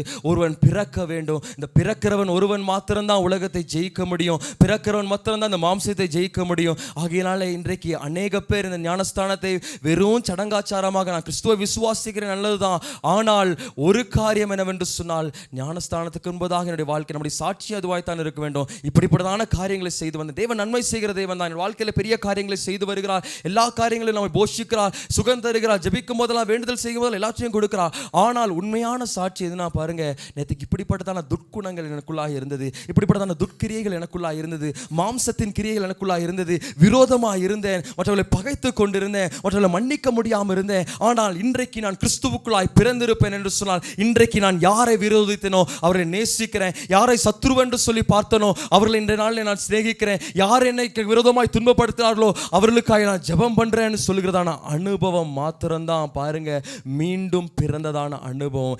இவர்கள் தான் உலகத்தை ஜெயிக்க முடியும், இவர்கள் தான் உலகத்தை ஜெயிக்க முடியும். இந்த உலகத்தை ஜெயித்தால் மாத்திரம்தான் ஒரு மனுஷன் தேவனோடு கூட சேர முடியும். இந்த உலகத்திலே ஜெயிக்கவில்லை என்று சொன்னால் உலகம் நம்மை மேற்கொள்ளும். நாம் உலகம் நம்மை மேற்கொண்டு போனால் பாருங்க, நாம் ஆவியானவருக்கும் தேவனுக்கும் பகைஞ்சராய் மாறி போகிறோம், எதிரியாய் மாறிடுறோம். ஆகையினாலே எனக்காய் வைராக்கமாய் போராடி கொண்டிருக்கிறதான ஆவியானவர் போதும்னு சொல்லிட்டு அவர் என்னை கைவிட்டு விடுவார். அல்லேலூயா. போதும், இன்னும் எது வரைக்கும் நான் போராடி கொண்டிருப்பேன், உணர்த்தி கொண்டிருக்கிறேன், ஒவ்வொரு நாளும் பேசி கொண்டிருக்கிறேன், இன்னும் புதிதாக்கப்படவில்லையே. ஒருவன் கிறிஸ்துவினால் பிறந்தால் மாத்திரம்தான் ஒரு மனுஷன் புதிய மனுஷனாக இருக்கிறான், புதிய சிருஷ்டியாக இருக்கிறான். ஆனால் இன்னும் புதிதாக்கப்படவில்லையே என்று சொல்லி தேவன் ஒவ்வொரு நாளும் அங்கலாய்த்து கொண்டிருக்கிறதான காரியங்களை இங்கே நம்மால் வாசிக்க முடியும். அல்லேலூயா. இங்கே வாசித்து கொண்டிருக்கிறோம். ஆகையினால் தான் பாருங்க, 1 யோவான் அந்த 3ஆம் அதிகாரம் 9ஆம் வசனத்திலிருந்து கூட வாசிங்க. 9 யோவான், தேவனால் பிறந்த எவனும் பாவம் செய்யான், ஏனெனில் அவருடைய வித்து அவனுக்குள் தரித்திருக்கிறது, அவன் தேவனால் பிறந்தபடியால் பாவம் செய்ய மாட்டான். இதனாலே தேவனுடைய பிள்ளைகள் என்னார் என்றும் பிசாசின் பிள்ளைகள் என்னார் என்றும் வெளிப்படும். நீதியை செய்யாமலும் தன் சகோதரனில் அன்பு கூறாமலும் இருக்கிறவன் எவனும் தேவனால் உண்டானவன் அல்ல. மீண்டும் மீண்டும் மீண்டுமாக எல்லா காரியத்திலும் முடிவிலும் கடைசியில் வந்து நிற்கிறதான காரியம் என்னவென்று சொன்னால் அன்பு தான் கடைசியில் வந்து நிற்கும். அல்லேலூயா. அன்பு தான் கடைசியில் வந்து நிற்கும். எல்லா காரியங்களும் எதில் போனாலும் சரி, ஒரு மனுஷனுடைய வாழ்க்கையில அன்பு ஒன்று மாத்திரம்தான் அவன் யாருடையவன் என்று சொல்லி விளங்க பண்ணும். ரெண்டு காரியங்கள் விரோதமாய் போராடி கொண்டிருக்கிறது. ஒன்று மாம்சம் போராடுது, ஒன்று ஆவியான வைராக்கியத்தோடு கூட போராடி கொண்டிருக்கிறார், ஒன்று உலகம் போராடி கொண்டிருக்கிறது. தேவன் நமக்காய் போராடி கொண்டிருக்கிறார், பிசாசு போராடி கொண்டிருக்கிறான், தேவன் நமக்காய் போராடி கொண்டிருக்கிறார். தேவனால் உண்டானவன் எவனோ, தேவனால் பிறந்தவன் எவனோ பாவம் செய்யாமல் இருப்பான். ஆனால் தேவனுக்கு விரோதமாய் பாவம் செய்கிற எவனோ அவன் தேவனால் உண்டானவன் அல்ல, அவன் பிசாசினால் உண்டானவன் என்று சொல்லி இங்கே எழுதப்பட்டிருக்கிறது. ஆகையினாலே தன் சகோதரனிடத்திலே அன்பு கூறாதவன் எவனோ தேவனிடத்திலே அன்பு கூறாதவன் என்று சொல்லி மிகவும் தெளிவாக எழுதியிருக்கிறது. அல்லேலூயா. ஆகையினால் தான் பாருங்க, இந்த கலாத்தியர் 5ஆம் அதிகாரத்தில் வாசிக்கும் பொழுது, நீங்கள் மாம்சத்தின்படி நடவாமல் ஆவியின்படி நடவுங்கள் என்று சொல்லி மாம்சத்தின் கிரியைகள்லாம் சொல்லிவிட்டு ஆவியின் கிரியைகளை சொல்லும் பொழுது முதலாவது தொடங்கும் பொழுதே அன்பு என்று சொல்லி பவுல் சொல்லுகிறதை வாசிக்க முடியும். அன்பு என்று சொல்லி பவுல் சொல்லுகிறதை வாசிக்க முடியும். இந்த அன்பு ஒரு மனுஷனுக்குள்ளாய் இருக்கும் பொழுதுதான் இந்த போராடுகிறதான ரெண்டு காரியத்திலே ஒரு மனுஷன் எதை சார்ந்திருக்கிறான் என்று சொல்லி அறிந்து கொள்ள முடியும். நம்முடைய வாழ்க்கையில சில நேரங்கள் அறியாம வாழ்ந்து கொண்டிருக்கிறோம். ரெண்டு சேனைகள் போராடி கொண்டிருக்கிறது. இந்த அன்பு எனக்கு இராவிட்டால் பாருங்க, நான் பிசாசுக்கு ஊழியம் செய்கிறவனாய் காணப்படுகிறேன், நான் மாம்சத்துக்கு ஊழியம் செய்கிறவனாய் இருக்கிறேன், நான் உலகத்துக்கு ஊழியம் செய்கிறவனாய் இருக்கிறேன். இந்த மாம்சத்துக்கும் உலகத்திற்கும் உள்ளதான காரியங்களுக்கு நான் இருப்பேன் என்று சொன்னால் நான் தேவனுக்கு பகைஞ்சனாய் இருக்கிறேன். உலகத்தை சிநேகிப்பேன் என்று சொன்னால் தேவனை பகைக்கிறேன் என்று சொல்லி அர்த்தம். ஹல்லேலூயா. ஆகையினால் தான் சொல்லும் பொழுது பாருங்க, அந்த 1 யோவான் 4ஆம் அதிகாரத்திலே 4ஆம் வசனத்திலிருந்து கூட வாசிக்கலாம். 1 யோவான் 4ஆம் அதிகாரம், பிரியமான பிள்ளைகளே, 4ஆம் அதிகாரம் 4ஆம் வசனம், பிள்ளைகளே, நீங்கள் தேவனாய் உண்டாயிருந்து அவர்களை ஜெயித்தீர்கள், ஏனெனில் உலகத்தில் இருக்கிறவனிலும் உங்களில் இருக்கிறவன் பெரியவர் என்று சொல்லி எழுதப்பட்டு. அல்லேலூயா. நீங்கள் உலகத்தை ஜெயித்தீர்கள், அவனை ஜெயித்தீர்கள் என்று சொல்லும் பொழுது இந்த மாம்சத்தையும் இந்த உலக காரியங்களையும் இந்த பிசாசையும் ஜெயித்தீர்கள் என்று சொல்லி. அல்லேலூயா. நீங்கள் தேவனால் உண்டாயிருந்து உலகத்தை ஜெயித்தீங்க, தேவனால் உண்டாயிருந்து அவர்களை என்று சொல்லும் பொழுது என்னோடு கூட இருக்க மனுஷர்களை அல்ல, எனக்கு விரோதமாய் போராடுகிறதான இந்த உலகமும் வைராக்கியமும் இந்த உலக காரியங்களை நான் ஜெயித்தேன் என்று சொல்லி எழுதப்பட்டிருக்கிறது. அல்லேலூயா. உலகத்தை ஜெயித்தீர்கள். ஏனென்று சொன்னால் உலகத்தில் இருக்கிறதான அந்த பிசாசை காட்டிலும், உலகத்திலே மாம்சமான கிரியைகளை காட்டிலும் நம்மோடு கூட இருக்கிறதான தேவன் பெரியவராய் இருக்கிறார். அவர் அன்பு நிறைந்ததான தேவனாய் இருக்கிறார். அல்லேலூயா. அன்பு நிறைந்ததான தேவனாய் இருக்கிறார், மிகவும் அன்புள்ளவராய் இருக்கிறார். நம்முடைய வாழ்க்கையில எத்தனையோ முறை தேவனுக்கு விரோதமாய் காரியங்களை செய்தாலும் நம்மை ஏற்றுக்கொள்கிறதான தேவனாய் இருக்கிறார். அவர் அன்பிலே உயர்ந்ததான தேவனாய் இருக்கிறார், கிருபையிலே உயர்ந்ததான தேவனாய் இருக்கிறார். அந்த தேவன் உலகத்தில் இருக்கிறவரை காட்டிலும் என்னோடு கூட இருக்கிறதான தேவனாய் இருக்கிறார். அல்லேலூயா. ஆகையினாலே 6ஆம் வசனத்திலிருந்து வாசிங்க. நாங்கள் தேவனால் உண்டானவர்கள், தேவனை அறிந்தவன் எங்களுக்கு செவி கொடுக்கிறான், தேவனால் உண்டாயிராதவன் எங்களுக்கு செவி கொடுக்கிறதில்லை. இதனாலே சத்திய ஆவி இன்னதென்றும் வஞ்சக ஆவி என்னதென்றும் அறிந்திருக்கிறோம். ஹல்லேலூயா. ரெண்டு ஆவிகள் நாம் வாசித்தோம். மாம்சம் இருக்கிறது, உலகம் இருக்கிறது. மாம்சம் இருக்கிறது, ஆவியானவர் கிரியை செய்கிறார். உலகம் தேவனுக்கு விரோதமாய் கிரியை செய்கிறது, பிசாசு தேவனுக்கு விரோதமாய் போராடுகிறான். இங்கே ரெண்டு ஆவிகளை குறித்து எழுதப்பட்டிருக்கிறது பாருங்க. சத்திய ஆவி, வஞ்சக ஆவி என்று சொல்லி ரெண்டு ஆவிகளை குறித்து இந்த சேனைகள் என்று சொல்லி எழுதப்பட்டிருக்கிறது. ஆகையினால் 7ஆம் வசனத்தில் வாசிக்கலாம். பிரியமானவர்களே, ஒருவேளை ஒருவர் அன்பாயிருக்க கடவும், ஏனெனில் அன்பு தேவனால் உண்டாயிருக்கிறது. அன்புள்ள எவனும் தேவனால் பிறந்து அவரை அறிந்திருக்கிறார். அல்லேலூயா. அன்புள்ள எவனும் தேவனால் பிறந்து, யார் தேவனால் பிறக்க முடியும் என்று சொல்லும் பொழுது அன்புள்ள எவனும் தான் தேவனால் பிறந்தான். அல்லேலூயா. கிறிஸ்துவினால பிறப்பது எல்லாம் உலகத்தை ஜெயிக்கும் என்று சொல்லி வாசித்தோம். யார் பிறப்பார் என்று சொன்னால் அன்புள்ளவன் எவனும் தான் தேவனால் பிறந்தவன் என்று சொல்லி இங்கே எழுதப்பட்டிருக்கு. அல்லேலூயா. அன்பு மற்றும் நம்முடைய வாழ்க்கையில் இல்லாவிட்டால் பாருங்க, அந்த 8ஆம் வசனத்தை கூட வாசிங்க. அன்பில்லாதவன் தேவனை அறியான், தேவன் அன்பாகவே இருக்கிறார் என்று சொல்லி கடைசியாக பாருங்க, இந்த அன்பை குறித்ததான காரியங்கள் தான் மேன்மையாக தேவன் கற்றுக் கொடுக்கிறதை இங்கே வாசிக்க முடியும். அல்லேலூயா. வாழ்க்கையில தேவன் மட்டுமாய் அழைத்திருக்கிறார், மட்டுமாய் வேறு பிரித்திருக்கிறார், நம்மை தெரிந்தெடுத்திருக்கிறார் என்று சொல்லும் பொழுது இந்த மணவாட்டியாகிய சபை அந்த மணவாளனை சந்திக்க வேண்டும். இந்த மணவாட்டியாகிய சபை மணவாளனை சந்திக்கும் பொழுது அது கரைதிரை அற்றதாய் காணப்பட வேண்டும், பழுதற்றதாய் காணப்பட வேண்டும். இந்த சூலமித்தியாலும் பாருங்க, இப்பொழுது எருசலேமில் இருக்கிறார், சூனேமில் இருந்தா ஒரு மாம்சத்தில் விழுந்தபடினாலே, மாம்சத்து பலவீனத்தினாலே நேசர் இப்ப போய்விட்டார். இப்பொழுது நேசரை பார்க்கணுன்ற ஒரு அங்கலாய்ப்போடு கூட இருக்கும் பொழுது சாலமோன் பாருங்க அருமையா வர்ணிக்கிறார். தன்னுடைய ஆஸ்தி செல்வத்தை எல்லாத்தையும் காட்டின பொழுதும் பாருங்க அந்த 7ஆம் அதிகாரத்திலே வாசிக்க முடியும். பாருங்க அவர் எல்லாவற்றையும் கேட்டுட்டு அவர் சொல்றான காரியம், நான் என் நேசருடையவள், என் நேசர் என்னுடையவர் என்று சொல்லி மிகவும் வைராக்கியத்தோடு கூட சொல்றார். அல்லேலூயா. உலக சில நேரங்களில் நம்ம மயக்கலாம், இந்த உலகத்தின் சேனை சில நேரங்களில் மயக்கலாம், இந்த மாம்சத்தின் சேனை நம்மை விழ பண்ணலாம், இந்த உலக பிசாசு நம்மை விழ பண்ணலாம். ஆனால் நமக்குள்ளாக ஒரு வைராக்கியம் இருக்க வேண்டும். நான் கிறிஸ்துவினால் பிறந்தவன், தேவனினால் பிறந்தவன், நான் என்னுடைய அன்பு மாத்திரம் தேவனில் மாத்திரம் அன்பு காணப்படும், நான் அவரே நேசிக்கிறேன் என்று சொன்னால் முந்தி அவர் என்னிலே அன்பு கூர்ந்தார், நான் ஒன்றுத்துக்கு உதவாம காணப்பட்டேன், என் நேசரனை தேடி வந்தார், என்னுடைய சொந்தக்காரங்களினாலே என்னுடைய உறவினர்களாலே ஒதுக்கப்பட்டு இந்த திராட்சை தோட்டத்தில் இருப்பதற்கு தான் நான் லாக்கி என்று சொல்லி மிகவும் கருப்பா இருக்கிற எதுலுமே அழகில்லைன்னு சொல்லி நான் எல்லாராலும் ஒதுக்கப்பட்டேன். ஆனால் என் நேசரோ என்னை பிரியமே, என்னை ரூபவதியேன்னு சொல்லிட்டு மற்றவர்களால் புறக்கடிக்கப்பட்டதான என்னை நேசித்து தன்னுடையவளாய் மாற்றி எனக்காய் தேடி வந்த அல்லேலூயா. அந்த அன்பை என்னிடத்திலே காட்டினபடினாலே இந்த அன்பு எனக்குள்ளாய் இருக்கும் பொழுதுதான் நான் நேசருக்குள்ளாய் பிறந்தவன். இந்த அன்பு ஒன்று மாத்திரம்தான் பாருங்க தேவனுக்காய் நம்மை ஓட பண்ணும். ஆகையினால் தான் பவுல் சொல்லும் பொழுது பாருங்க, கிறிஸ்துவின் அன்பு எங்களை நெருக்கி ஏவுகிறது. அல்லேலூயா. அவருடைய அன்பு என்னை நெருக்கி ஏவுகிறது, அவருடைய அன்பு என்னை நெருக்கி ஏவுகிறது. வாழ்க்கையில பசி வந்தாலும் சரி, போராட்டம் வந்தாலும் சரி, நிந்தை வந்தாலும் சரி, அவமானம் வந்தாலும் சரி, எத்தனை பாடுகள் வந்தாலும் சரி, என்னை ஓட பண்ணுகிறது, என்னை நடக்க பண்ணுகிறது, அவருக்காய் நிற்க பண்ணுகிறது, மற்றவர்களை நேசிக்க பண்ணுகிறது, மற்றவர்களை அன்னிக்க பண்ணுகிறது. எதுவென்று சொன்னால் கிறிஸ்துவின் அன்பு ஒன்று மாத்திரம்தான். அல்லேலூயா. ஆகையினாலே எந்த ஒன்றும் இயேசுவின் அன்பை விட்டு ஒருபொழுதும் என்னை பிரிக்க முடியாது. அல்லேலூயா. எந்த ஒன்றும் இயேசுவின் அன்பை விட்டு பிரிக்க முடியாது. பசியோ துன்பமோ அவருடைய அன்பை விட்டு என்னை பிரிப்பவன் யார் என்று சொல்லி பவுல் சொல்வதற்கான காரணம் என்னவென்று சொன்னால், உண்மையாகவே தேவனால் பிறந்து அந்த அன்பை உடையவனாய் இருந்தபடினால தான் பாருங்க அந்த அன்பு வேற எங்கேயும் பார்க்கல. அல்லேலூயா. உலகத்தில் இருக்கிறதான மனுஷனை பார்க்கல, உலகத்தில் விழுந்து போக பண்ணல, உலகத்தில் இருக்கிறதான செல்வங்களை தேடல, இச்சையான காரியங்களை தேடல, இச்சைகளுக்கு விழுந்து விட பண்ணல, உலகத்தில் இருக்கிறதான இம்மையான காரியங்களில் மனதை செலுத்தாம, உலகத்தில் இருக்கிறதான ஐஸ்வர்யங்களில் மனதை செலுத்தாம, உலகத்தில் மற்ற ஜனங்களுக்கு முன்பதாக நான் உயர்ந்திருக்க வேண்டும், உலகத்தில் மற்ற ஜனங்களுக்கு முன்பதாக நான் மேன்மையாக இருக்க வேண்டும் என்று சொல்லி உலக ஆசைகளை நிறைவேற்றும்படியாய் தேவனிடத்தில் வராம தேவனுடைய அன்பிற்காய், என்னுடைய மணவாளனுக்காய், என்னுடைய மணவாட்டியான சபை அந்த மணவாளனுக்காய் தன்னை பரிசுத்தமுள்ளதான சந்ததியாய் காத்துக்கொள்வதுதான் இந்த கிறிஸ்தவமாய் இருக்கு. அல்லேலூயா. இந்த மணவாட்டியான சபைக்கு அழகு என்று சொல்லும் பொழுது இவர்கள் பார்க்குறாங்க, திரும்பி வா, நான் பார்க்கணும், இந்த ரூபவதியை திரும்பி வா, சுலமித்தியாலை திரும்பி வா, நாங்கள் பார்க்கணும்னு சொல்லும் பொழுது நீங்கள் என்னத்தை பார்க்கிறீர்கள்? இவள் 2 பேரோடு கூட 2 சேனையோடு கூட போராடி கொண்டிருக்கிறதான ஒரு மனுஷியா இருக்கிறா. இந்த நாளில் மற்ற ஜனங்கள் நம்ம விசுவாசிகள் என்று சொல்லலாம், ஆனால் உள்ளுக்குள்ளாக எல்லா மனுஷனுக்குள்ளாக போராட்டம் இருக்கிறது. எல்லா மனுஷனுக்குள்ளாக 2 சேனைகள் போராடி கொண்டிருக்கிறது.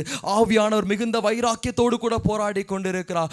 உலகமும் நம்மை விழ பண்ணும்படியாய் போராடி கொண்டிருக்கிறது. இந்த உலகத்தை சிநேகித்து உலக ஆசாபாசங்களுக்கு நம்மை விட்டு கொடுப்போம் என்று சொன்னால் நாம் தேவனுக்கு பகஞ்சராய் மாறி போவோம். ஆகையினாலே தேவனால் பிறக்கும்படியாக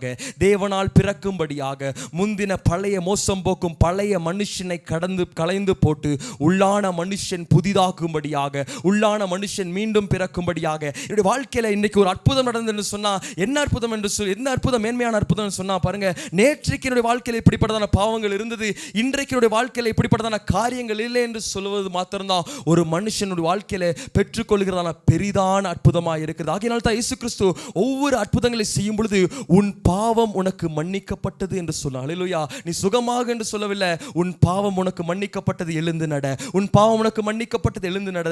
தேவன் செய்ததான அற்புதம் என்னவென்று சொன்னால் பாருங்க, அவன் எழுந்து நடக்க பண்ணுவது அவருடைய அற்புதம் கிடையாது, அது அற்புதம் தான், அது அவருக்கு லேசான காரியம். உன் பாவங்கள் மன்னிக்கப்பட்டது. பழைய மனுஷனா இருந்த, பழைய சுபாவம் இருந்தது, இப்பொழுது புதிய மனுஷனா இருக்கிற, உன்னுடைய பாவங்கள் மன்னிக்கப்பட்டது, பாவங்கள் கழுவப்பட்டது, பாவங்கள் மாற்றப்படுகிறது தான் உண்மையான அற்புதம். அல்லேலூயா. எந்த மனுஷனுக்கு கூட பாருங்க, ஒரு மனுஷன் பாருங்க அந்த இடத்துல பெதஸ்தா குளத்தண்டையில் இருக்கும் பொழுது யார் வேண்டாலும் உதவி செய்திருக்கலாம், யார் வேண்டுமானாலும் தூதர்கள் கலக்கும் பொழுது கொண்டு போய் விட்டிருக்கலாம். ஆனால் நாள் இயேசு கிறிஸ்து வந்த பொழுது பாருங்க, எழுந்து நட, உன் பாவங்கள் மன்னிக்கப்பட்டது என்று சொன்னார். அல்லேலூயா. உன் பாவங்கள் மன்னிக்கப்பட்டது.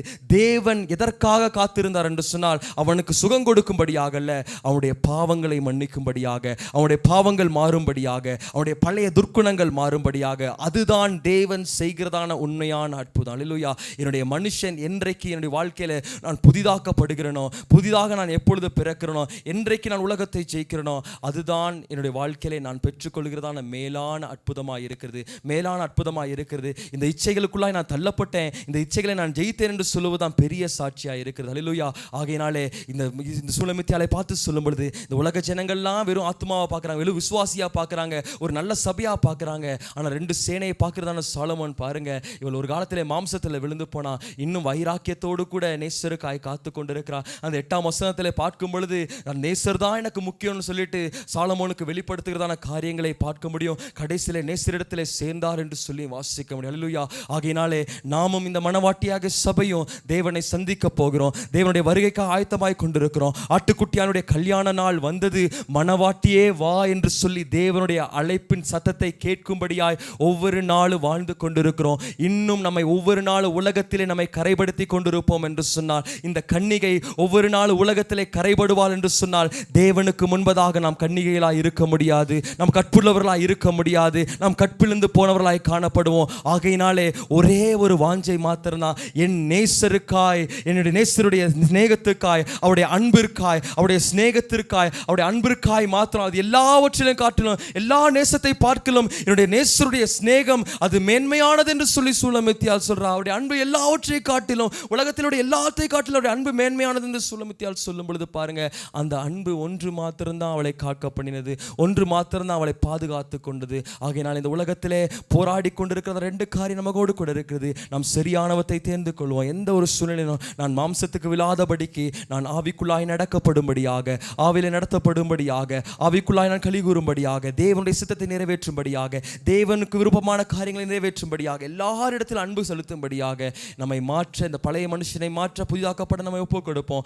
அது ஒன்று மாத்திரம்தான் இந்த உலகத்துடைய இச்சைகளை ஜெயிக்க முடியும். அதற்காக நாட்படிக்கும் பொழுது அவர் வரும் நாளிலே அல்லேலூயா நம்மை பார்த்து, அல்லேலூயா என் பிரியமே, என் ரூபவதியே, என் உத்தமியே, என் மணவாளி, அல்லேலூயா எத்தனை பேர் பார்த்து ஆண்டவர் சொல்ல முடியும், என்னுடைய உத்தமியே என்று சொல்லணும். அல்லேலூயா.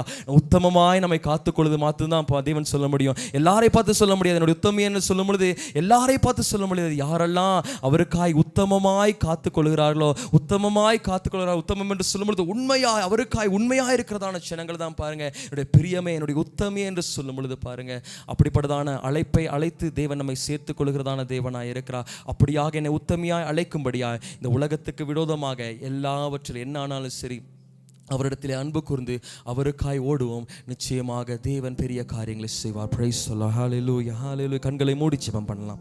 ஒரு ஷலரபோ ராந்திரிரபோ ராக்கரலபோ. இந்த நாள் ஒரு தீர்மானம் எடுக்க வேண்டும். இந்த உலகம் அதனுடைய எல்லா காரியங்களையும், அவருடைய ஆசாபாசங்களும் நம்மை மரணத்திற்கு நேராய் கொண்டு செல்கிறதா இருக்கிறது. ஆகையினாலே இந்த காலையிலே நாம் இந்த உலகத்தை விட்டு நாம் தேவனை மாத்திரம் பற்றி கொள்ளுகிறதான ஜனங்களாய் நாம் வாழ நம்மை அர்ப்பணிப்போம். லோகம் வேண்டாம், ஒன்றும் வேண்டாம், இயேசு போதும் எனக்கு. சாத்தானே உன் ஸ்நேகம் வேண்டாம், கொண்டு போவும் சரக்கு. சாத்தானே உன் ஸ்நேகம் வேண்டாம், கொண்டு போவும் சரக்கு. அல்லேலூயா, அல்லேலூயா, அல்லேலூயா இயேசுவே, அல்லேலூயா.